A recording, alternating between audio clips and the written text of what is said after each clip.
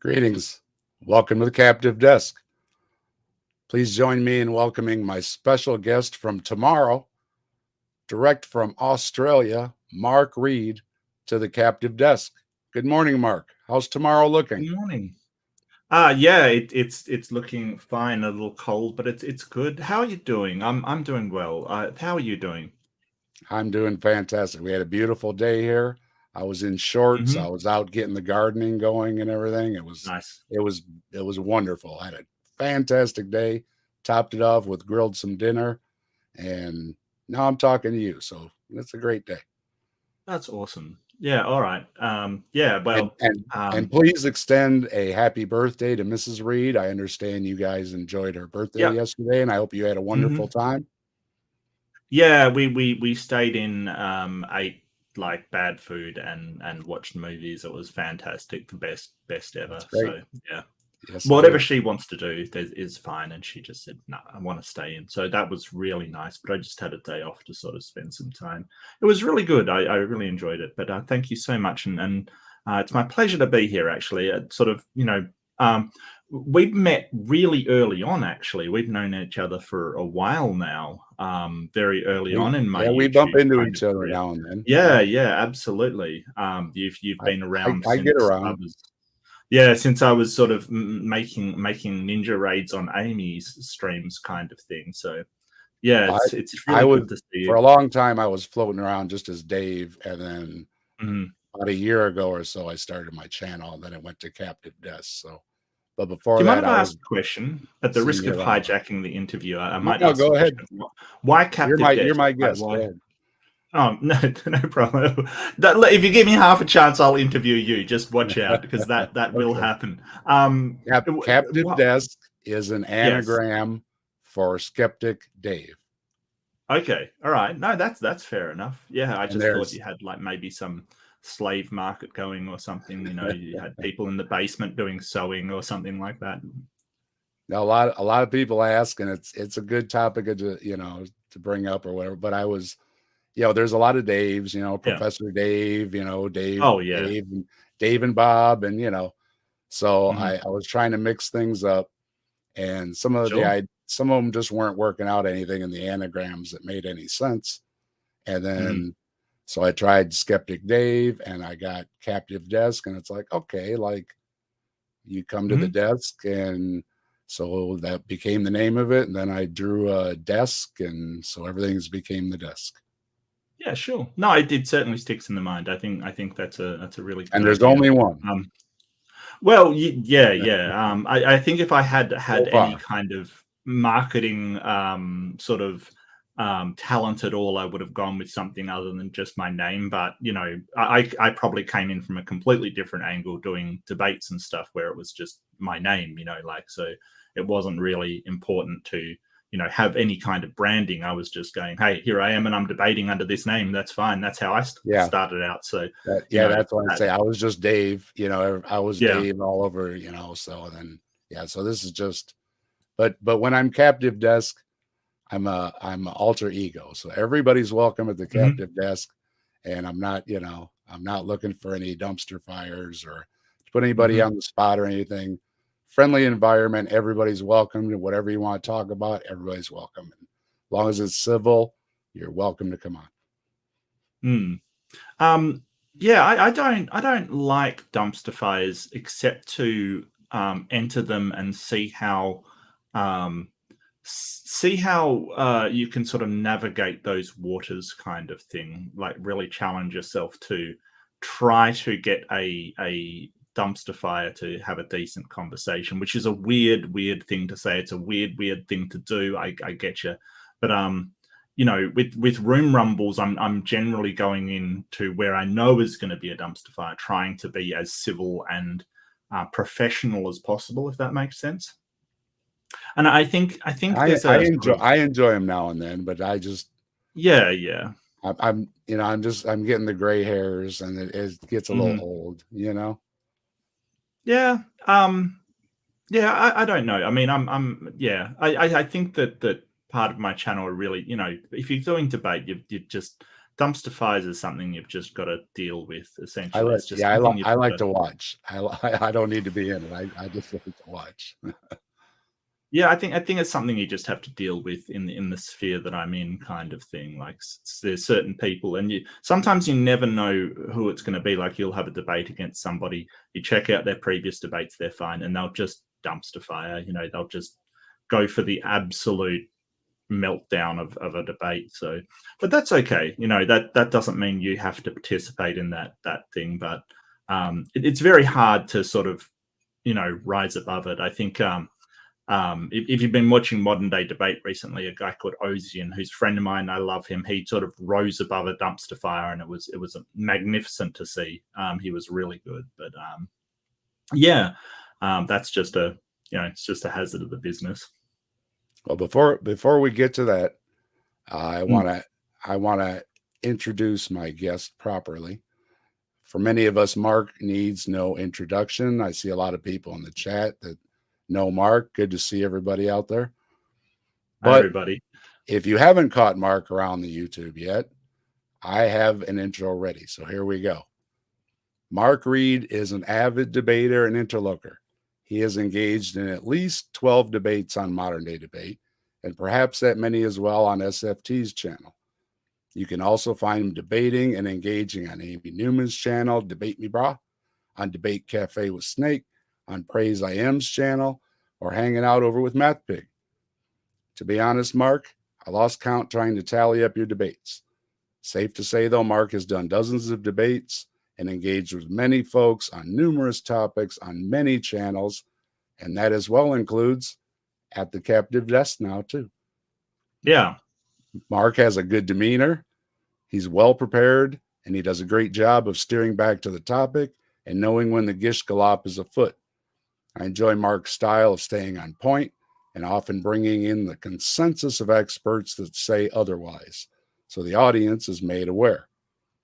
When Mark isn't busying himself in debates and discussions on numerous other channels, he also engages with folks and on many topics, and he does reviews on his own channel, where he's often joined by other guests for panel discussions and opinions, and occasionally hosts after shows following debates too.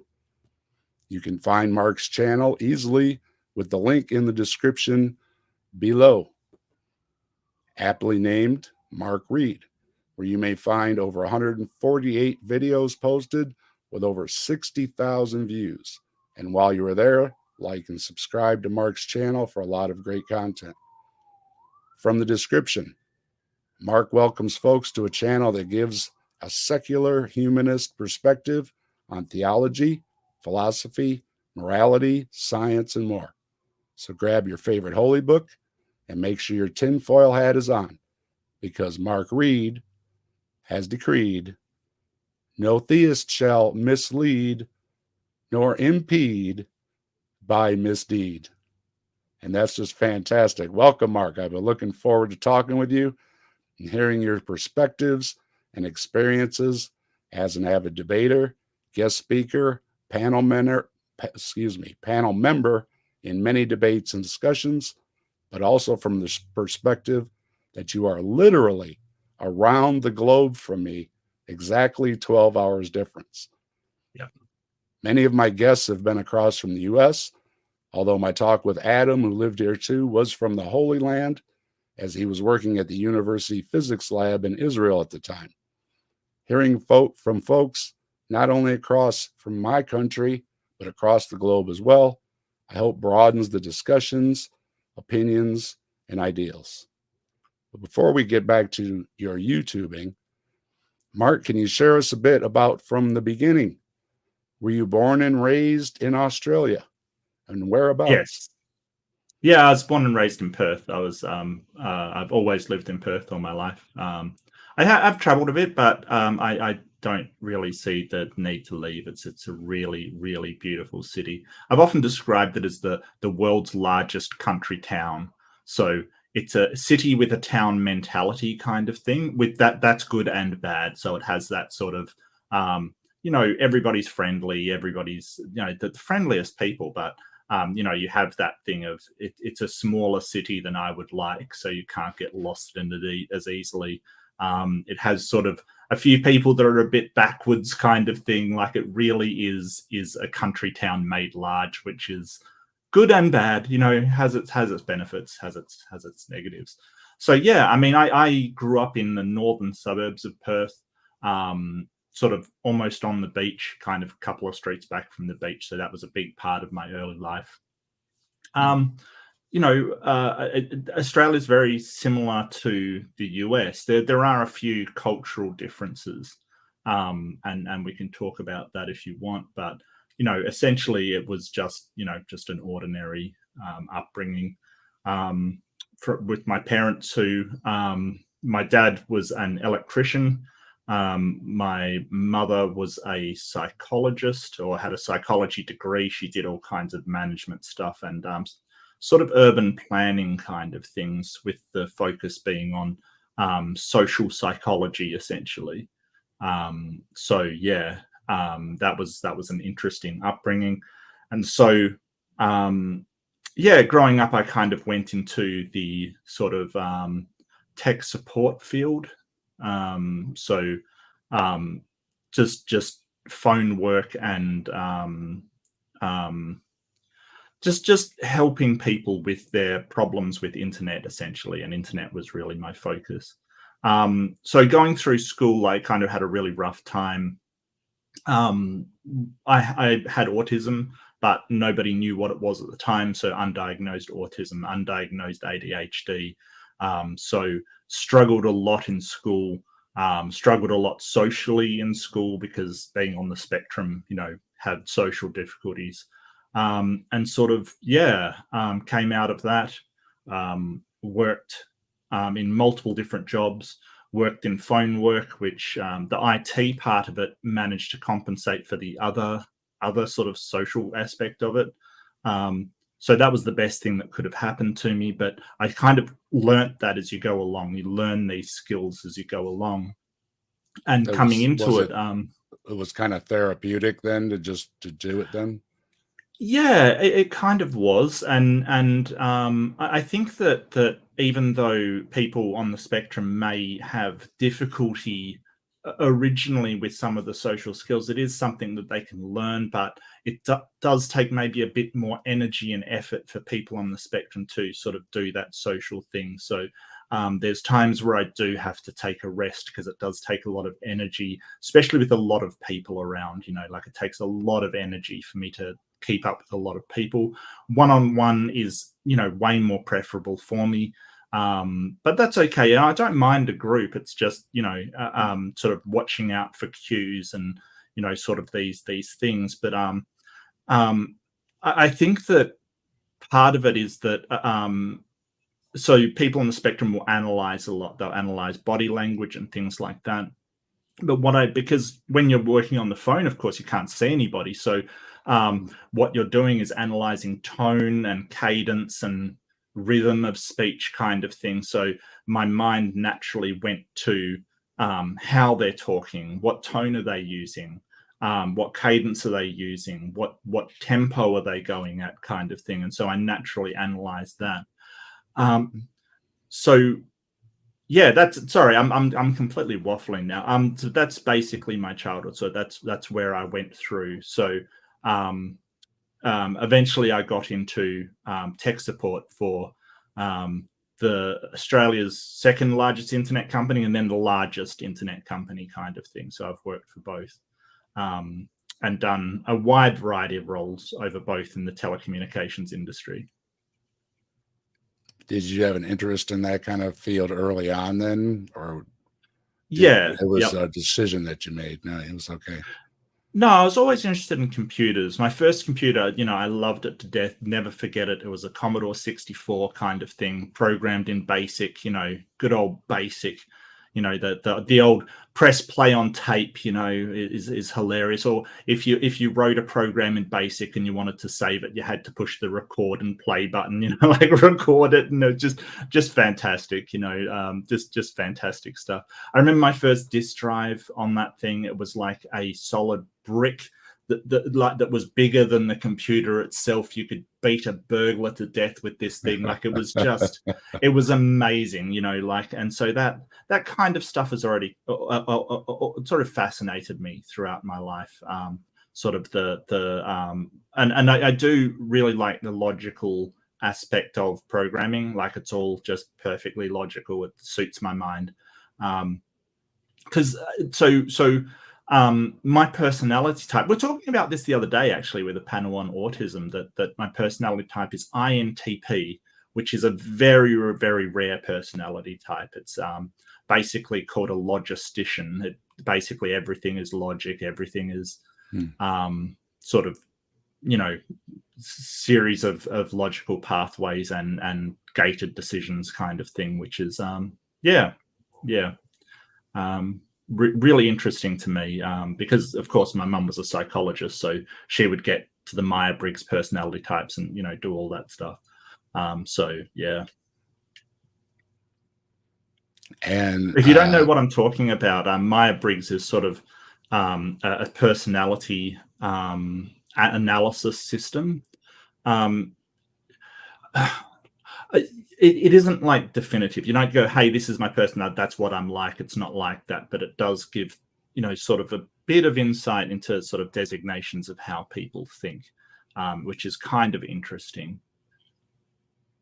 Well, I have a background in electronics, so I understand electronics is all ones and zeros, and it's all gates making it go one this way or one that way. So yep, I can understand. Yeah, well, I mean, gates are purely logical. It's they're purely logical. Yeah. So the gates in practical terms are made up of the actual electronics kind of things, so capacitors and various diodes and resistors and things like that. So you form the gates out of there. But when you're actually looking on how am I going to generate this system that is going to sort of determine to switch one way or switch the other, it's logic gates. They're what they're the logical way we look at things kind of thing.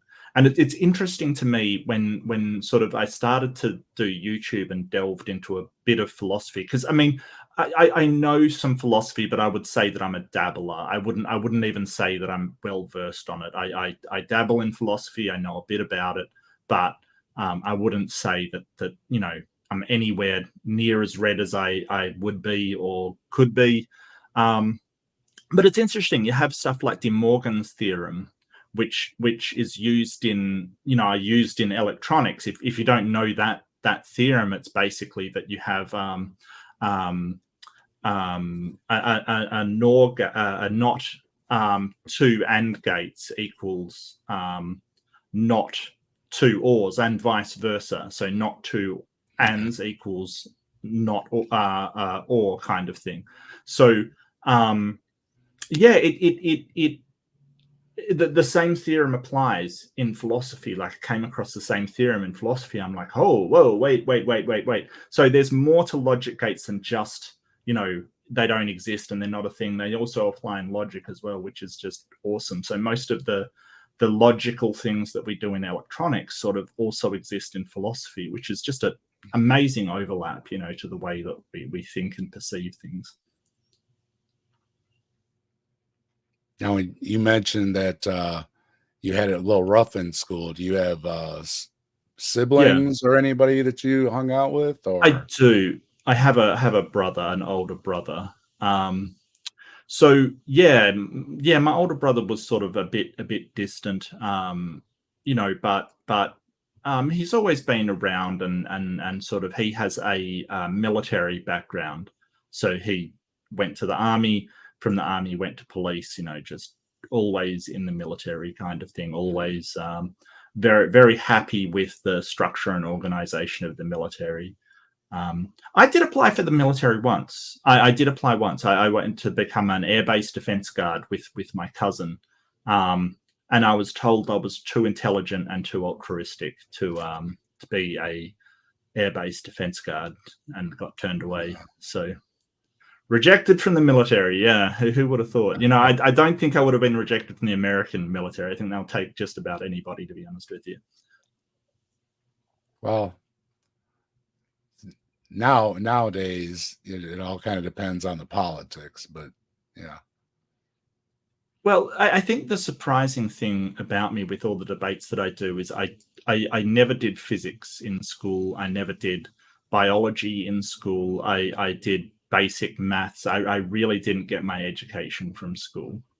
I learnt all of that stuff myself as I went along, kind of thing. And I did stuff like calculus and stuff for electronics, but not biology. It's definitely one of my weak points, and not sort of physics or anything like that.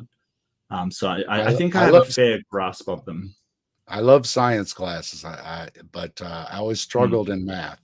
But after, when my sons were doing their homework, I was into it, and Yeah. let's work out that extra credit problem too. You know what I mean? So Hmm. I don't know what it was, Yeah. but younger it was just, yeah, I had the attitude of, don't we have calculators now? Because of the Yeah. the Yeah. computer age. Yeah, and I kind of got lazy on it, I guess, but I appreciate it a lot Yeah. more now. I think we do, but I also think it helps your mind sort of do those logical calculations as well. So I think maths is essential, because it there's some things that it's more knowing how to do a problem, like sort of stuff like Mhm. bit maths, right? Like the brackets, then indices, then multiplication, like so the order of operations and things like that. No calculator will help you with that. Yeah. And understanding why we're applying certain formulas and what the formula is doing is really important as well. So I think it's just when I was younger, I kind of didn't understand that the because I was a sort of a similar mind. We've got calculators. I don't need a lot of math, but I think later in life I kind of went, well, actually, it's helping your mind think about sort of the order of operations, the way that we're applying a formula or applying a model to something, rather than just putting in numbers and getting numbers back. So I think great mathematicians are ones that really understand what the formula is actually doing, this behind the scenes kind of thing, the nuts and bolts of it. And what else did you do when you were growing up? You have hobbies? You have pets? Did you play Um, play any sports, stuff like that? Yeah, so when I was younger, I was a gymnast. I was into gymnastics. That was probably the main sport. Swimming, of course. So all Australians. This is the weird thing. It may be different over there, but all Australians can swim, and really well too. It's kind of we all live on the coast, or sort of almost all of us live on the coast. So sort of swimming lessons are compulsory. There's no sort of people, like, it's not it's really weird, because nobody asks over here, can you swim? It's not a question you would ask, right? It's kind of you know it's assumed everybody can. Mm. So I did really love swimming. um did the sort of swimming in high school kind of thing. Um, I eventually joined the Mullaloo Surf Lifesaving Club. So I was a lifesaver, for a volunteer lifesaver, certainly not a professional one, but a volunteer lifesaver for a couple of years. Got my bronze medallion, which is the lowest certification for a surf lifesaver in Australia. Never had to rescue anybody. Never did anything, incredible to, you know, anybody, treated like, stingers, jellyfish stings. That's about the most exciting thing I did as a surf lifesaver. That's about it. Now is everything as dangerous to touch as people joke about in Australia? Well, is everything that really deadly and out to get you? well, like, I mean, it isn't something that Australians kind of think about. We're very, very stoic when it comes to the sort of things. And I did have a picture, if I can find it again, that just sums up. It's the best picture I've taken for Australia, so I want to show it. It sort of um, we don't think about it. I usually I want to say, hey, it's not that bad, kind of thing. It kind of is, but we just don't worry about it. Like, there's nothing you can do about it. So this is the most Australian picture I've ever taken. Hold on. Up there it is. And this is just sort of down the street from me.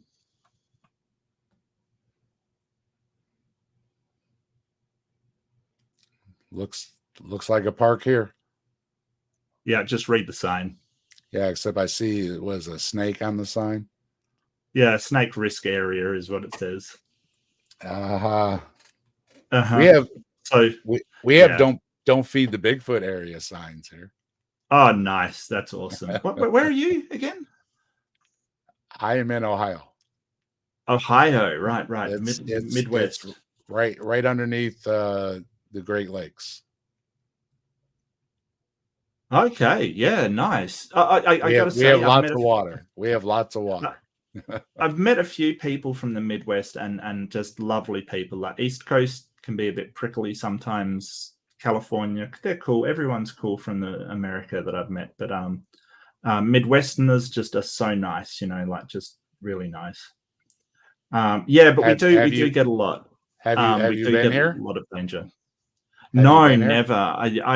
I've the only thing that would sort of lure me to the US is stuff like Yellowstone or the Colorado mountains or stuff like that sort of natural setting. I've never really wanted to. We never really wanted to see the New York or sort of LA or anything like that. They just don't appeal to me, kind of thing. I'm not really into big cities and sort of nightlife kind of thing. So it just, and shopping and stuff doesn't really appeal to me. But I wouldn't mind going to see the Colorados or the Rockies and, Yellowstone and places like that. I've seen the Rockies. I've been to Detroit, Chicago, LA, never been to New York, but yeah, it's just crowded and a lot of buildings. And have you been much outside the US? Not really far, other than up to Canada. Okay, yeah, no, that's fine. It's just I've traveled a little bit and just seeing different countries has been amazing for me. I can go about an hour up to Detroit, and then you take the tunnel or the bridge, and you're in Canada. So yeah, we went up. Well, when I was a kid, we went up there to see the Science Center, and then when I got older, we went up there and went camping and sightseeing and stuff. Yeah, I've been to sort of Europe. My wife's family is incredibly English, so we've been to England, London, Merseyside, or across to like near Wales. I've been to Amsterdam, which was awesome, and Netherlands in general. She has some family there as well. But I think it was Japan that really blew my mind as far as just a different culture. But like the thing is, the Japanese people are just gorgeous. They're a gorgeous people. They are so lovely. They have a big thing of respect and sort of honorable behavior. As long as you do things that they expect and be respectful, they are just wonderfully nice back. Like they get a bad rap of being very severe and strict, and they're really nice people. It's just you have to be polite, you have to return respect kind of thing, and they are just gorgeous people, and who will be very, very offended if you don't, kind of thing. I saw a documentary where they don't lock their bicycles up, and you forget your laptop, and somebody's going to say, "Hey, excuse me, you forgot your laptop." They're not going to try and swipe it. Over here, they do videos, and as soon as you turn your back, it's gone. It's a totally different culture.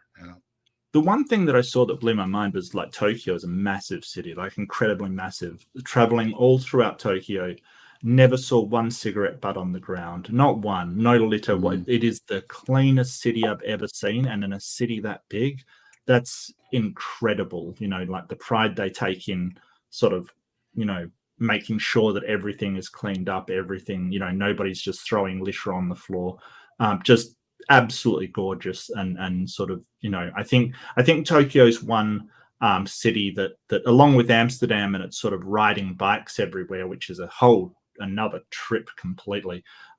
You only get caught in the bike lane once, trust me. Like, you in the bike lane and you're walking and somebody gets so mad at you, and then, you know, that's the last time I'll do that kind of thing. But Japan and places like, I think they're a you know, they should be a case study for modern cities. It's incredible. And the thing about Tokyo and most of the Japanese cities is that they'll have little parks with shrines and sort of Shinto gates and things like that in the middle of them. Just wonderfully relaxing places kind of thing. And I think that that's due to their need to have a place to go to relax and sort of be serene, and just wonderful, absolutely gorgeous. Highly recommend. I was gonna say travel advice from Mark Reid. So yeah, there you go. Japan is wonderful, and enjoy the Netherlands. And Well, Amsterdam was cool, but it was actually the country, like towns kind of thing, that really blew my mind. Like, went to a town called Haarlem, and Haarlem, it's basically just a town, but it looks like a medieval town. Like, the cathedral's in the center, like the big church is in the center, and there's, you know, a sort of shops around the outside, like a marketplace, but it's all modern. It's a weird feeling, but just gorgeous countryside. You know, just canals everywhere, just beautiful, absolutely gorgeous. You know, I cannot say enough. And of course, Perth is absolutely beautiful. Joe Rogan recently on a podcast gave it away. He's like, Perth is gorgeous, let's move to Perth. Yeah, it kind of is. It's a really lovely city, like, lovely. The beaches are absolutely gorgeous. And that was gonna segue into what I was going to ask you about. When you are enjoying yourself at the beach, you enjoy a lot of seafood. Then do fishing. No, not especially. I don't mind seafood. Like, I don't have anything against it. I do love some salmon and things like that. I've got no problem with fish, but, you know, I don't absolutely love it or anything. I think, yeah, no, it isn't something I really go for that much. I think, you know, if I'm given a menu, I'd probably go for something like a light salad, or like a chicken Caesar salad or something, rather than fish. But yeah, I mean, I don't mind it. It's fine, I guess. And I've got to ask, being from Australia, Yeah. Vegemite. What Yeah. is Vegemite, and have you ever had it? Oh yeah. I've had tons of it. So I was brought up, like, partially on Vegemite. You have put Vegemite with cheese kind of thing. It's basically a yeast extract. So if you cook yeast, and then it started off as the offshoot from beer making, and they basically cooked up this bunch of excess yeast from the beer and made this viscous, very, very high in proteins and nutrients, sort of like sort of B3 and a few other nutrients. That this paste that incredibly salty, incredibly strong, like, how would you describe it? Almost like beef stock, sort of strong kind of thing. It's insanely strong, rich, not sweet, very salty, but sort of that stocky kind of flavor. And it just is this black paste kind of thing, which is, you know, this is the thing. It's insanely good for you. Now, Australia's kind of weird, because people at the time who were over here, especially the sort of convict people, they wanted all of the nutrients they could get. And essentially it was just packed full of nutrients, had this weird, horrible taste kind of thing. But it's something that we've sort of kept on, and it's definitely an acquired taste, like, absolutely. If you taste this stuff, but I was raised on it, so yeah, I like it, actually. I usually have a little bit. I don't eat it that much anymore, but I must admit, sort of Vegemite goes really well with cheese. So yeah. I do like cheese. Have you ever tried Vegemite? I have not. Okay, there's an experience for you. Um, a lot of people look at it I'm and think, Scottish and I've never had haggis either. So well, that's true. Yeah, no, I'm Scottish and I've never had haggis. Well, I mean, Reid is a Scottish name, and part of my ancestry now is from mince Scotland. pies, the Scottish mince pies, those are delicious. I can eat Yeah, those all day. Yeah, good yeah, stuff. But, absolutely. Yeah. never had the opportunity to have haggis. No. Mhm. My grandfather Big, had it, but yeah. Well, Big Bad Man said, "What about Marmite?" No, that's English, and how dare you is the two things I've got to say. and So then Marmite's a copy of Vegemite that England made, kind of thing. mm, Because I mean, for bang for buck, for like, so how good it is for you, it's really good for you. Except for the salt level, it's actually fantastic for you. So that's why it's sort of become a staple. yeah, being Scottish, I've got a thing for the lemon curd for the morning Mm. toast stuff. That's left Oh over yeah, yeah, yeah. from my grandfather. Yeah. Yeah, well, I mean, I don't have toast anymore. I've sort of tried to really cut back on carbohydrates, kind of thing, as I've gotten older. It always amazed me that I found out that food pyramid we all get taught when we're younger is just a complete lie made up by Sanitarium, which is a bunch of, I think, Jehovah's Witnesses. Like, it's not cool. It's like they put the grains at the bottom and then the veg. Like, no, it should be the vegetables and We fruit. tried so hard too, and then we found out we ate all the wrong things. So, Right. It's my just like, mom wow. tried; she really did. Oh. So I don't usually have toast anymore. I do occasionally have like bread stuff, but not much anymore. I think as I've grown older, um, I've just sort of realized that, hey, there's a lot of grain that you do have that you don't isn't optimal for you. It's better to have more vegetables and fruits and things like that than lots of grains, which and weird thing was, my mum turned out to be have celiac disease.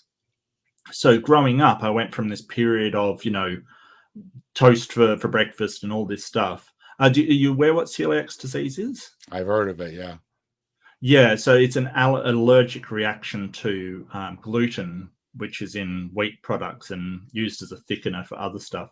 But it makes the intestine not like, basically it paralyzes the intestine so it doesn't absorb any nutrients. So essentially they get tired. So it sort of, part of my life went from eating all the grains to eating none the grains, kind of thing, as I grew up. So I think I've just sort of kept that on. My wife does a lot of reading, and when I had my belly issues at one time, I learned about every belly disease there is. She's brilliant. Right. Yeah. Yeah. Luckily, though, I Yeah. haven't had any issues in a long time. So Well, it's good that women do that, and I think men should do it more, but we sort of just generally are raised to ignore that kind of stuff, and yeah. sort of just ignore it, which is probably why our life expectancy is significantly shorter than women. Listen to our women. Listen to the women. I know it's hard to Yeah, do, but yeah, we gotta do it. I know. Bless them. Bless them. yeah. Well, I mean, and it always shocks me when I talk to Americans and they sort of say, "Hey, I've got this problem or this issue happening." I'm like, "Go to a doctor," and they're like, "Oh, I can't really afford it and stuff." It's just, it blows my mind. Like, honestly, it's such a horrible thing to be tossing up between your physical health and your financial health. Like, it's just that, to me, is just, it's almost criminal, to be honest with you. Like, just criminal, that you have to decide between your physical health or mental health, and your financial health. That's insane. Yeah, so I will talk very vehemently against some of the American systems, and that's sort of the difference in culture. What I was talking about between Well, and Australia and yeah, America. when you wait, if you're sick, what do you do? Yeah, To tell us what you do right, if you're right. sick. I go to the doctor. Yeah, Is it gonna drain your bank account? no, no, absolutely not. No, no. You Have you just, Have you ever had a problem getting in to see the doctor for anything? No. Are you on this list until you're at your last breath before they'll look at you, or No. any of the? See, this is what we hear over here. No, not at Yeah, all. they put you on lists and good luck getting in, and these, yeah, that's what No. we hear here. Well, Those are the if you arguments if against healthcare. So yeah, so if you need a GP, like just a general practitioner, you just make an appointment as usual. Usually it's within that day or the next day kind of thing. Like, there's no waiting for GPs unless you've got someone particular and they've gone on holiday or they are very busy kind of sure, thing. Because yeah. you'll have a GP that you see, Mhm. and I've got one that I see, and that's my GP. That's my family sort of guy, and he's amazing, absolutely amazing. I wouldn't go anywhere else for the world. But if something really wrong happens, just go to the hospital. Like, even if you think it may be nothing, they do triage, of course. If you're not in horrendous pain or something really wrong, you'll probably wait, maybe a few hours kind of thing, depending on the time of day or whatever. But there's no people waiting for weeks to see a GP. That just is not a thing. A specialist, you might wait, a week or, depending on how busy they are. But You might wait 6 weeks to get in to see one here. So yeah, it yeah, does. see, that might happen depending on the specialist and how busy they are, but usually not. No, that's not something that happens over here. Although I have seen a push to make our medical system more like the US from the more right-wing people in the country, and it's just I don't know why we would copy well, I do know why we would copy a medical system with so many problems. It's because it makes the people who are running it, incredibly wealthy, and that's Yeah. where that is focused on. But yeah, I really worry that a lot of the sort of right-wing people over here want things to be like the US kind of thing, and it's very worrying because you're sort of like, well, they're no offense, but the medical system is way, it's obviously there's something broken there. That they make so much money off pharmaceuticals and things like that, while people need this medicine, and they don't see anything wrong with making money off people that need things to live. I think that's criminal. That is not right at all. So I don't know why we would follow that system. Why we'd follow the education system kind of thing is beyond me. I have no idea. But And we do have great universities. We have people that come here from around the world that go to well, as long as you university. can afford them, Yeah, but that's it's the the problem. system. Yeah, it's just so messed up. Yeah. Yeah. Yeah, so the problem is that you're not getting your best and brightest into university. You're getting who can afford it into university, and that's a problem. I think that as a society, we want our best and brightest to go through university and be educated and sort of contribute their minds to our society. If we're just getting people who are even stupid and they just happen to have rich parents, what are we doing to our society's progress off the back of that? What is going to be the outcome of that when the person with a unique and precious mind is working 3 jobs, at bars, while a person with a very, very below par intellect and thought ability is sort of taking the psychologist position? What's going to be the outcome there? Mm-hmm. Well, maybe more people will see a bartender for mental health over there anyway, so maybe there's something to that. But yeah, I really worry about what sort of that overall will promote within society. But Australia is sort of more left leaning. The real cultural difference I've found is the whole idea of sort of group protections and group mentality. So there's this idea of mateship over here, that your friends, you sort of defend your friends with your life kind of thing. You all band together. That America doesn't seem to have But most countries don't seem to have. Australia rated one of the highest on. Basically, they did a survey on how important are your friends to your purpose in life, kind of thing. And Australia was one of the most highly rated. And I think that's sort of from a history of um, sort of Australians having to survive in a very, very dangerous environment and sort of banding together. You really sort of have this thing of you don't betray your mates. You always help them out, kind of thing. Be a mate, like help your friend move, kind of stuff. Always. There's no question about it, kind of thing. It's very sort of all for one and one for all in a certain sense. At least among your close social group, kind of thing, which I find fascinating that coming from this country, that other countries don't really have that sort of ideal that do anything for your mates. If they need trouble, of course you help them, kind of thing. So sort of that sort of mentality.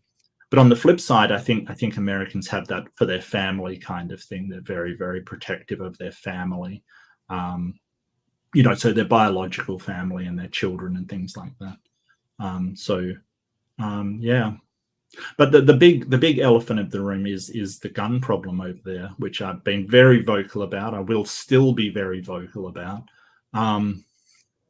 We have too many guns. We have too many guns. It's plain and simple. And we have too many bullets as well, and it makes it's too easy to get them. I mean, it's not hard to figure out, and we just won't do anything about it. It worries me. It really does. You do not see people like, I was talking to somebody from Texas. Actually, it was Atheist Junior, who made up that rhyme in my description. By the way, I was going to mention that. AJ decided it needed some flair. I love the guy. Sort of behind the scenes, he absolutely helped me so much. I can't even describe how much he helped me. He is a really good person, and it's a lot of these people behind the scenes. I mean, see Leo in chat. I've been a long time friend of Leo as well. I'm a fan of Atheist Junior too. Yeah, he helped me out so much just because that's the way he is, kind of thing. Which it's really nice. And so he added that to my description. But Texas people wandering around open carry, just a gun on their hip. It would freak me out, to be honest. We have it here. I can put my weapon on my leg right now and walk down the street with it. Yeah, I just it's something that you just will not see a gun. Like I've never even held a gun in my. I don't like them at all. I don't like it, but with the crime and with I'm just getting too old to scrap with somebody coming through my window. So it was a decision I had to make for myself and my family. So. Do you worry about someone coming through your window? I never used to, and I always when I was younger, I would scrap, so I was like, hey, somebody come through the window, just, I'm going to drop a chair on right. But yeah, when, once you get into your 50s and you start making those noises, when you get up out of a chair, you start to realize I can't scrap with some kid coming through the window, Maybe and I don't want to hurt anybody. I would fire it in the air and hopefully they would, crap themselves and run off. Yeah. Yeah. Well, maybe it's perspective, but I'm more worried about the snakes over the road than I am about somebody coming through my window. Toledo has high crime and you got to face the reality of it. That's all. So I don't have a problem. I enjoy the neighborhood I'm in. I'm not saying, anything like that. Yeah. You have to think ahead. And like I say, I've got a wife and I've got a younger, I've got one son that still lives here, and so you gotta protect your own. Yeah. Well, I think that the big thing that we did is just sort of take all guns back, but like there's some problems. Like Australians were on board with it, except for a very, very small minority. It's just sort of break-ins now because nobody has guns. The burglars won't bother to bring their own gun, so nobody's got guns kind of thing. So it's sort of, and sort of this whole idea that oh, they're going to hurt my wife. Nobody's out to hurt. They just want your TV. That's, Yeah. Hey, if somebody wants it, yeah, I mean, I'll give it to them. Somebody needs a few bucks, I'll just hand them my money. You know what I mean? Yeah. But yeah, as far as, but it was more just just the statistics, and when you get older, you're more of a target. Yeah. You know what I mean? So I just totally understand. Yeah, just didn't want to be. I don't know. I just my wife comes home late in the evening too, so if somebody would follow her home late or something, then she knows she comes here, she's safe. So, and I got a big dog too. I'm old school. I got a big dog, so if you get past my dog, you know what I mean. I'm hoping you ain't gonna get past my dog. So, well, I'm just happy I live in a place where sort of, nobody goes around armed. Nobody, Yeah, I've never really had a problem. I've lived here all my life. I've been in the rougher parts of town. I did cable for a lot of years, and I went into all parts of town, and everybody was always happy to see me because I was the cable guy. Right. Hey, cable guy, come on in, good to see you. So but some areas, yeah, at night things just seem to change, and you don't want to go there. So yeah, but well, I mean. Yeah, I mean, Australia has the same thing. There's some areas that are rough at night, kind of. You got to be aware of your surroundings. I mean, just practical things, But yeah, otherwise, yeah, I go out. Everybody's got a nice yards, and we all wave at each other, and it's a nice neighborhood, and everything. So, well, I really think that America needs more licensing registration for guns. It's kind of. It's so weird to me that you need a license and registration for a car, but not a gun. That's insane to me. So it's not like they're completely illegal over here. They're just very, very restricted. You need a license and you need registration. You need to, at least like a driver's license, prove that you know how to operate one safely, essentially. So take testing and things like that. I don't.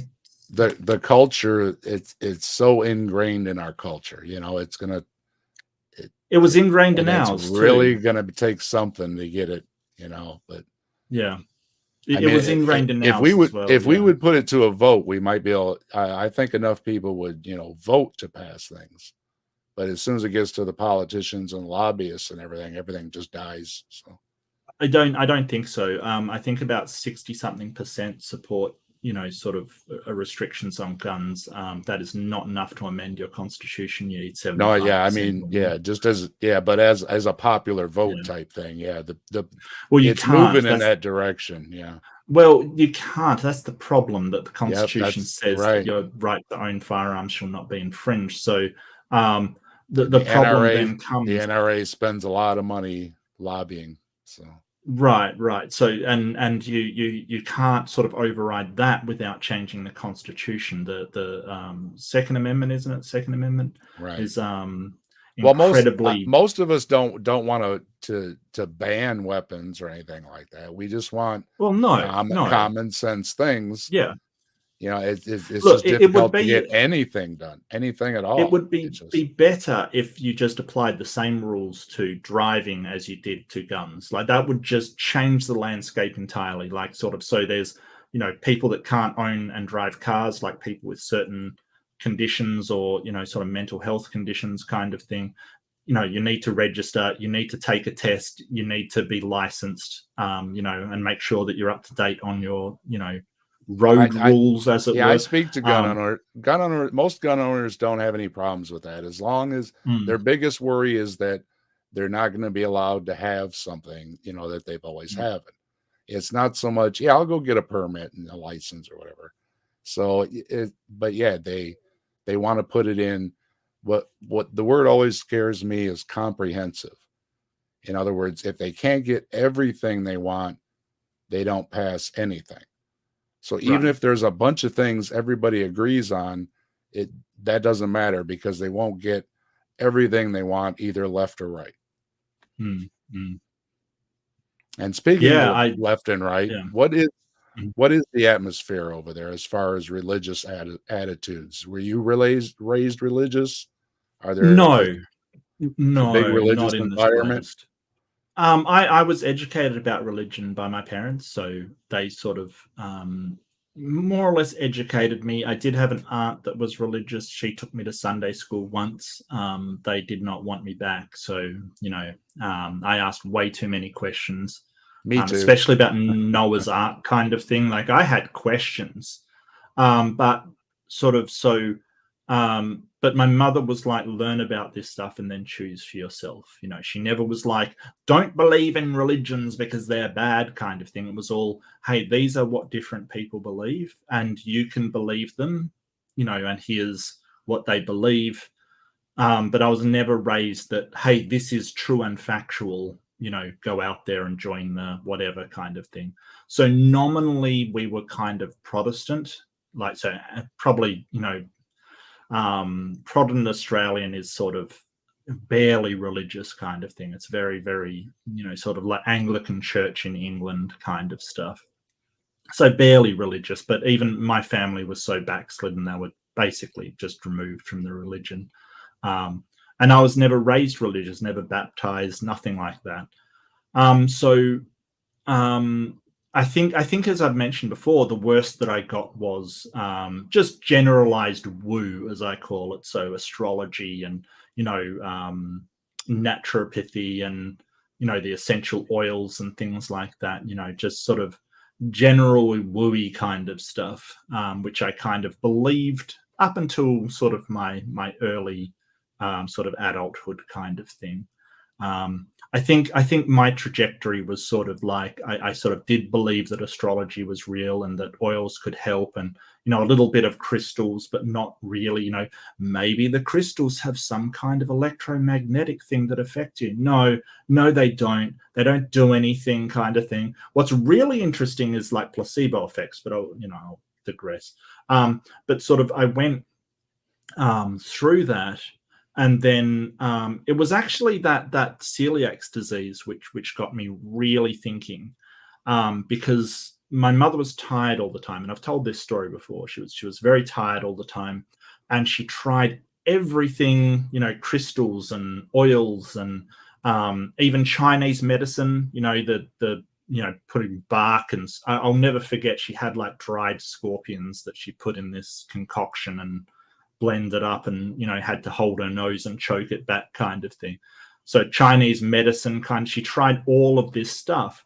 A friend of hers sort of said, listen, you need to go to a specialist kind of thing. You need to find out what's going on because you're tired all the time.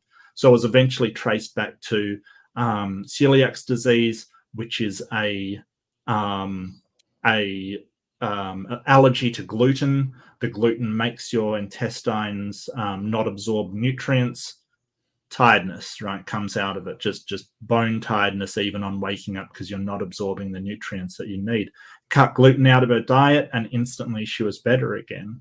And it was like all of that stuff, all of that weird stuff that was sort of tried, and sort of these people like Chinese medicine protected thing. When naturopathy is going, oh, if you just do this, it'll clear it right up. And it was just, it was a scientific thing. It was something that, you that is perfectly explainable. And I think that sort of really shook my belief in these things and provided the sort of wedge to say, hey, just because people think something works doesn't mean it actually does. Just because you feel better doing something doesn't mean that you are getting better. The placebo effect is a thing and can actually have significant results, but that doesn't mean that thing that you're doing in and of itself is actually what's causing it. And it depends on your issue too. I mean, if you have a little upset belly and there's some herbal tea or something that makes your belly all better, that's all fine. But if you have a Yeah. persistent belly problem, then Yes. obviously, yeah, it's not just having a tea issue. That's when you Yeah. have to take it to the next level. Yeah. So that was sort of, one part where I went, well, maybe I should think about what I believe. Of course, nobody ever gets to sort of atheism. I think my trajectory was kind of, into this woo. I think I was a pantheist for like, half a year kind of thing, like a few months or something, just saying, hey, the universe is everything. That could be a god. The god is everything. We're all part of the same thing. Which I kind of so the whole idea of monism, that everything is just one thing and we just arbitrarily designate that, say you and I are different, but really we're on one planet, everything is connected, there's no real difference between the energy, this monism kind of thing. I think there's something to that, but there doesn't need to be a god for that. You don't need a god. You don't need there to be anything supernatural. That can be perfectly natural, sort of, just two parts of the same monistic thing is fine. So I don't have a problem with that, but there's no reason, like with pantheism, we're saying, oh, that the universe is God, but I wasn't ascribing any godlike traits to the universe. It was just the universe, right? So why call it a god at all at that point? I think that it's important to realize that most God definitions involve some sort of mind, an agency, an ability to make decisions, or cognitively think about something, which, I guess, even though I was a pantheist, I quickly realized, well, it's just the universe. I think I saw Tracy Harris sort of say it as well, that sort of reinforced that. She used to say, well, if everything's the universe, why not just call it the universe? Like, why actually call it a god at that point? You're just making things confusing at that point. So I think that's sort of the trajectory I did. And seeing, watched a lot of atheist experience. Loved Tracy Harris. I thought she was amazing. Watched Matt Delahunty, who was awesome. Yeah, I loved Matt Delahunty, but I think my favorite was Tracy Harris, who was very compassionate as well as, sharp as a whip. I think she deserved more attention on the show, to be honest with you. But yeah, that's just my opinion.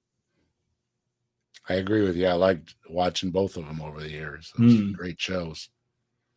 So you are officially calling yourself an atheist now, then? Yes. Yeah. So I was probably, so it depends on your definitions, kind of thing. I think the philosophy of religion sort of, it pushes its own definition a lot into the arena. And I don't have a problem with either definition. So there's this big argument over whether atheism is a lack of belief in a god, or whether atheism is a belief that no god exists. If you look at just how people use it colloquially, how we interact with one another, just all realms of conversation besides philosophy of religion, atheism is just a lack of belief in gods. I take the strong position as well. I took the weak position for a very, very long time, which is I don't believe in any gods. Now, after sort of, I've gotten to the strong position, which is no god exists. And I think my belief in that is based in it's a provisional belief, of course. If something changes my mind, I will change my position. But that provisional belief is based upon every mind we've ever seen needs a brain. It's not a black swan because it's provisional. I'm not saying that a mind without a brain can't exist, but I don't believe that exists because the evidence sort of says we need these organic structures to produce a mind. If somebody can show me a mind without some sort of brain, then great. I will change my provisional belief to agnostic and say, hey, agnostic as in, the philosophy of religion sense, and say I lack a belief in a god. But for the moment, until someone can produce that, I have a provisional belief that no gods can exist because it seems incoherent with what we understand of minds and brains. Well, before we go to talking about atheism and your promotion of it, and I guess you're promoting it in your debates because you generally Sure. take an atheist position. Why don't we say hi to everybody in the chat real quick? Hello, everybody. Oh, I just want Thanks. to give a big shout out to Skywatcher, who's a fellow Australian who has been around me forever. We met on Amy's, and they have been amazing ever since. So, hey, Stuart, just so good to see you, mate. I was talking with Caterpillar earlier, and she's a big fan. They are a big fan. She's non-binary. They's a big. Sorry, that trips me up as well. Yeah, no, Kata is an amazing. I was sort of going through a really hard time. Sort of very early on, I was very sort of I'd gone into Praise's room. I was going through a bit of a, oh god, what am I even doing kind of thing, and sort of being really hard on myself, sort of, no one's ever going to want to watch me, I don't do a good job, I'm terrible at this kind of thing, just really negative self-criticism. Caterpillar just wrote a comment that was like, hello, I'm glad you exist. And I was like, wow, it just struck me. See, I've been trying so hard to use they, and I guess I slipped. I didn't even know. No, that's fine. I do as well. I slip as well. All we can do is try appreciate our you best. Pointing out. Well, I appreciate you pointing out. So don't. I didn't even notice. I didn't even notice. Don't feel guilty. Don't feel. We try. Oh no, best somebody said something one day, and I have nothing to defend. I'm well, what I equal don't rights. get is people I'm going, equal rights and always have been for everybody. I got, I have nothing to defend. So it's all good. Yeah. Well, what I don't get is people going, oh, but what if I slip up? What if I slip up? It's like the people in the trans community aren't, out there with pitchforks and torches waiting for someone to slip up. You know that, right? That they just want you to try. I don't understand where that fear comes from. It's like, they're not going to lynch you over misgendering as long as you're trying to get it right. Like, come on now. It's, I mean, I've misgendered an actual, cis woman before. You know what I mean? Like, it happens. Like, yeah, I've been on the phone with them. They had a very husky voice from smoking a lot. And I said, sir, and they went, it's ma'am. And it's like, whoops. And that was a cis woman, that wasn't, it's fine. It's fine. It's okay. They're not going to lynch you. You're all right. My son had his testosterone issues, so he wasn't very hairy on his face or anything. And a lot of people at work were asking him, how do you identify and everything? He says, low testosterone. That's how you identify. That's fair. That's fair. But it's all better now. It's all better. I mean, I am an atheist, but atheism doesn't really tell you anything about a person, really. Like, it really doesn't. It just tells you their position on one subject. I was growing up in the 80s, and we thought everything was, moving ahead at all in a positive direction.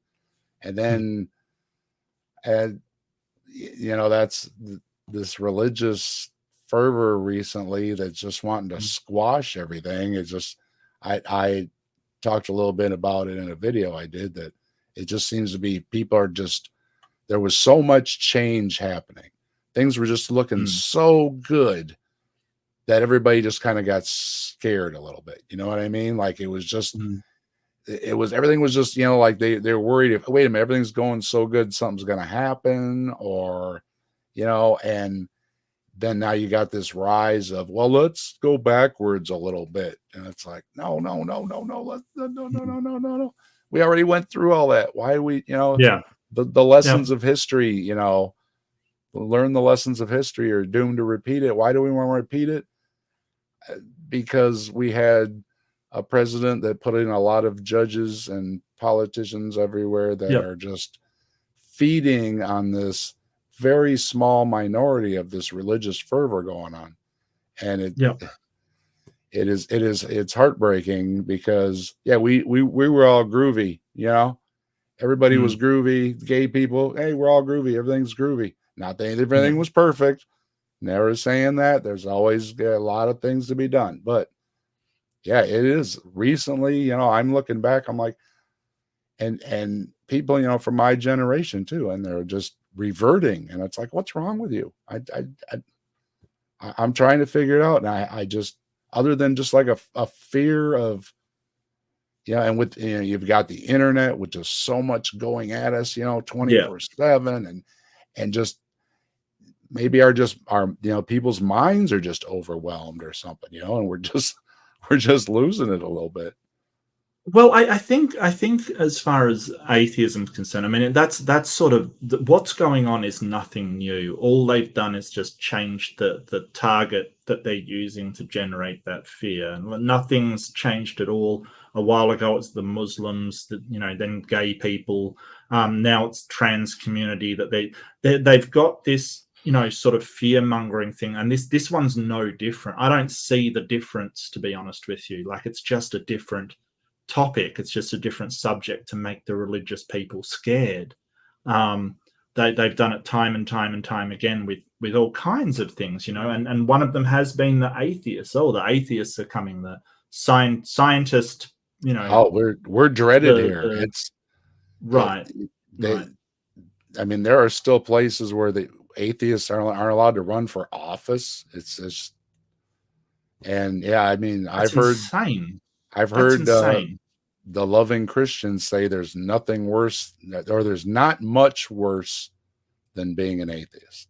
So that's So what I want to try and focus on this year is sort of the idea that someone just isn't an atheist, that doesn't lend anything to what they believe. So I'm a secular humanist first and foremost. Atheism is sort of a secondary thing. It's just a position on one thing. So I think it's because religious people are generally defined by their denomination, their religious belief and their denomination within it. So if you're a new Baptist, you'll be a certain way. If you're a Pentecostal, you'll be a certain way. If you're a Catholic, you'll be a certain. You can sort of, they infer a lot from those labels that they put upon themselves. I don't know if you've noticed this, but they'll say Catholics are this, and Pentecostals are this kind of thing. So I think that sort of promoting more than just atheism, an entire complete worldview. In my case, that's secular humanism, but there's other things around that people are. People are, different things. They might be, transhumanists. They might be, capitalists. They might be all kinds of stuff to promote something that isn't just atheism, because atheism tells you nothing about a person. It's just they have this belief that it's a four-letter word over here. It still right. is. Yeah, it's not over here. It's completely different, and maybe that's sort of why I'm not hesitant in the slightest to talk about it. It's, you will get told to, like, people don't want to hear about your religion over here. It's just not something that people talk about. I mean, you do get occasional people that sort of, are, as we say in Australia, on the God bus. But you don't, it's sort of seen as not something. You did give us Ken Ham. Right. But he left here because we'll forgive you. We'll forgive you because we like you. Yeah, thank you. Yeah, Ken Ham's absolutely terrible. Absolutely terrible. And there's been a lot of these people and as you say, they're just very loud on the fundamentalist side. As I was sort of explaining to Hovind in my last encounter with him, that he is a fundamentalist. Like, he's a fundamentalist religious person whose religious beliefs sort of influence his science. And then he called me a fundamentalist, and it's like, I don't even, it's just, yeah. So and Hillsong is based in Australia. Yes, that is correct. Hillsong's absolutely terrible. But having said that, we've just reached sort of over 40% atheists in Australia, which, what that means is that the Christians still are the majority, but they're like 43% to 41% atheists kind of thing, or no religion. So they're not kind of at the wheel anymore. They're not in charge anymore, and it's been a shock to them. But that's where I'd expect countries to be heading. Religion is slowly dying. It's getting weaker and weaker and weaker in first world countries. In third world countries, they're actually doing better. So places without the education and things like that. But overall, religion's getting worse. And I think as third world countries start to develop and get education, they'll start dying there too. It's just the more something is dying, the harder it struggles. And I think we're seeing a lot of that the fundamentalists are really kicking off. They are absolutely being atrocious, and sort of influencing whatever they can. I mean, I wouldn't say I have faith, but I have confidence that as America becomes more and more secular, some of the injustices that have been perpetrated in recent years because of their control over the Senate and obviously the Supreme Court and things will be undone eventually. But yeah, it is shocking to have something like the Supreme Court strike down Roe v. Wade at this point. Sort of all the good it has done and all of the people it's helped, kind of thing. It's incredible. And I wanted to Classia, Scott Duke, Jason Jacoby, Leo, good to see you. Look at the trees. Ree is Big awesome. Bad Mama, AR. Scott Duke was in the chat earlier. Yep, Hey, Scott Duke. It's always a pleasure. Sky Watcher, Sapere Aude. I was practicing that. Good to see you. Yeah, Stephanie, the guy that started Hillsong was he is a bad person who did horrible things to kids, and he's the current leader of Hillsong covered it up. Stephanie was asking, she missed the beginning. You said you were from Perth, correct? Correct, yes. Mark is from Perth. Mm-hmm. And we got guns. We sure got guns. Yep. And Big Bad Mama, the 4 food groups were created by the milk and meat industry. Yeah. Like I say, and it's, my parents, my mother, she tried to do right by us and everything. And just wasn't great information.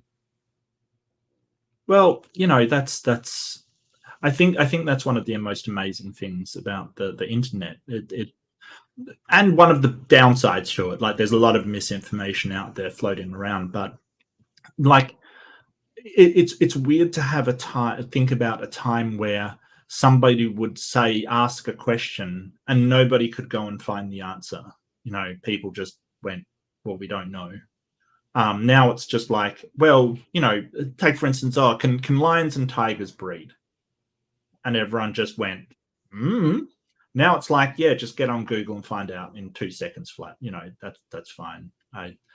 There's something amazing about it. And so working in or sort of having the education that I've had in sort of distributed networks, it is incredible the routing systems that are passing all of these signals back and forward that are getting from, say, my computer to StreamYard and your computer to StreamYard, and StreamYard is putting them together and then sending information back, kind of thing. Or if I connect to you in some way, like I'm hosting a server, the way that it routes through and finds one person out of billions of connections, kind of thing, is just amazing. Like, it's incredible when you understand all of the protocols put in place there, from the very, very local, which is like RIP, to EIGRP, to the border gateway protocols that all deal with one another, all automated,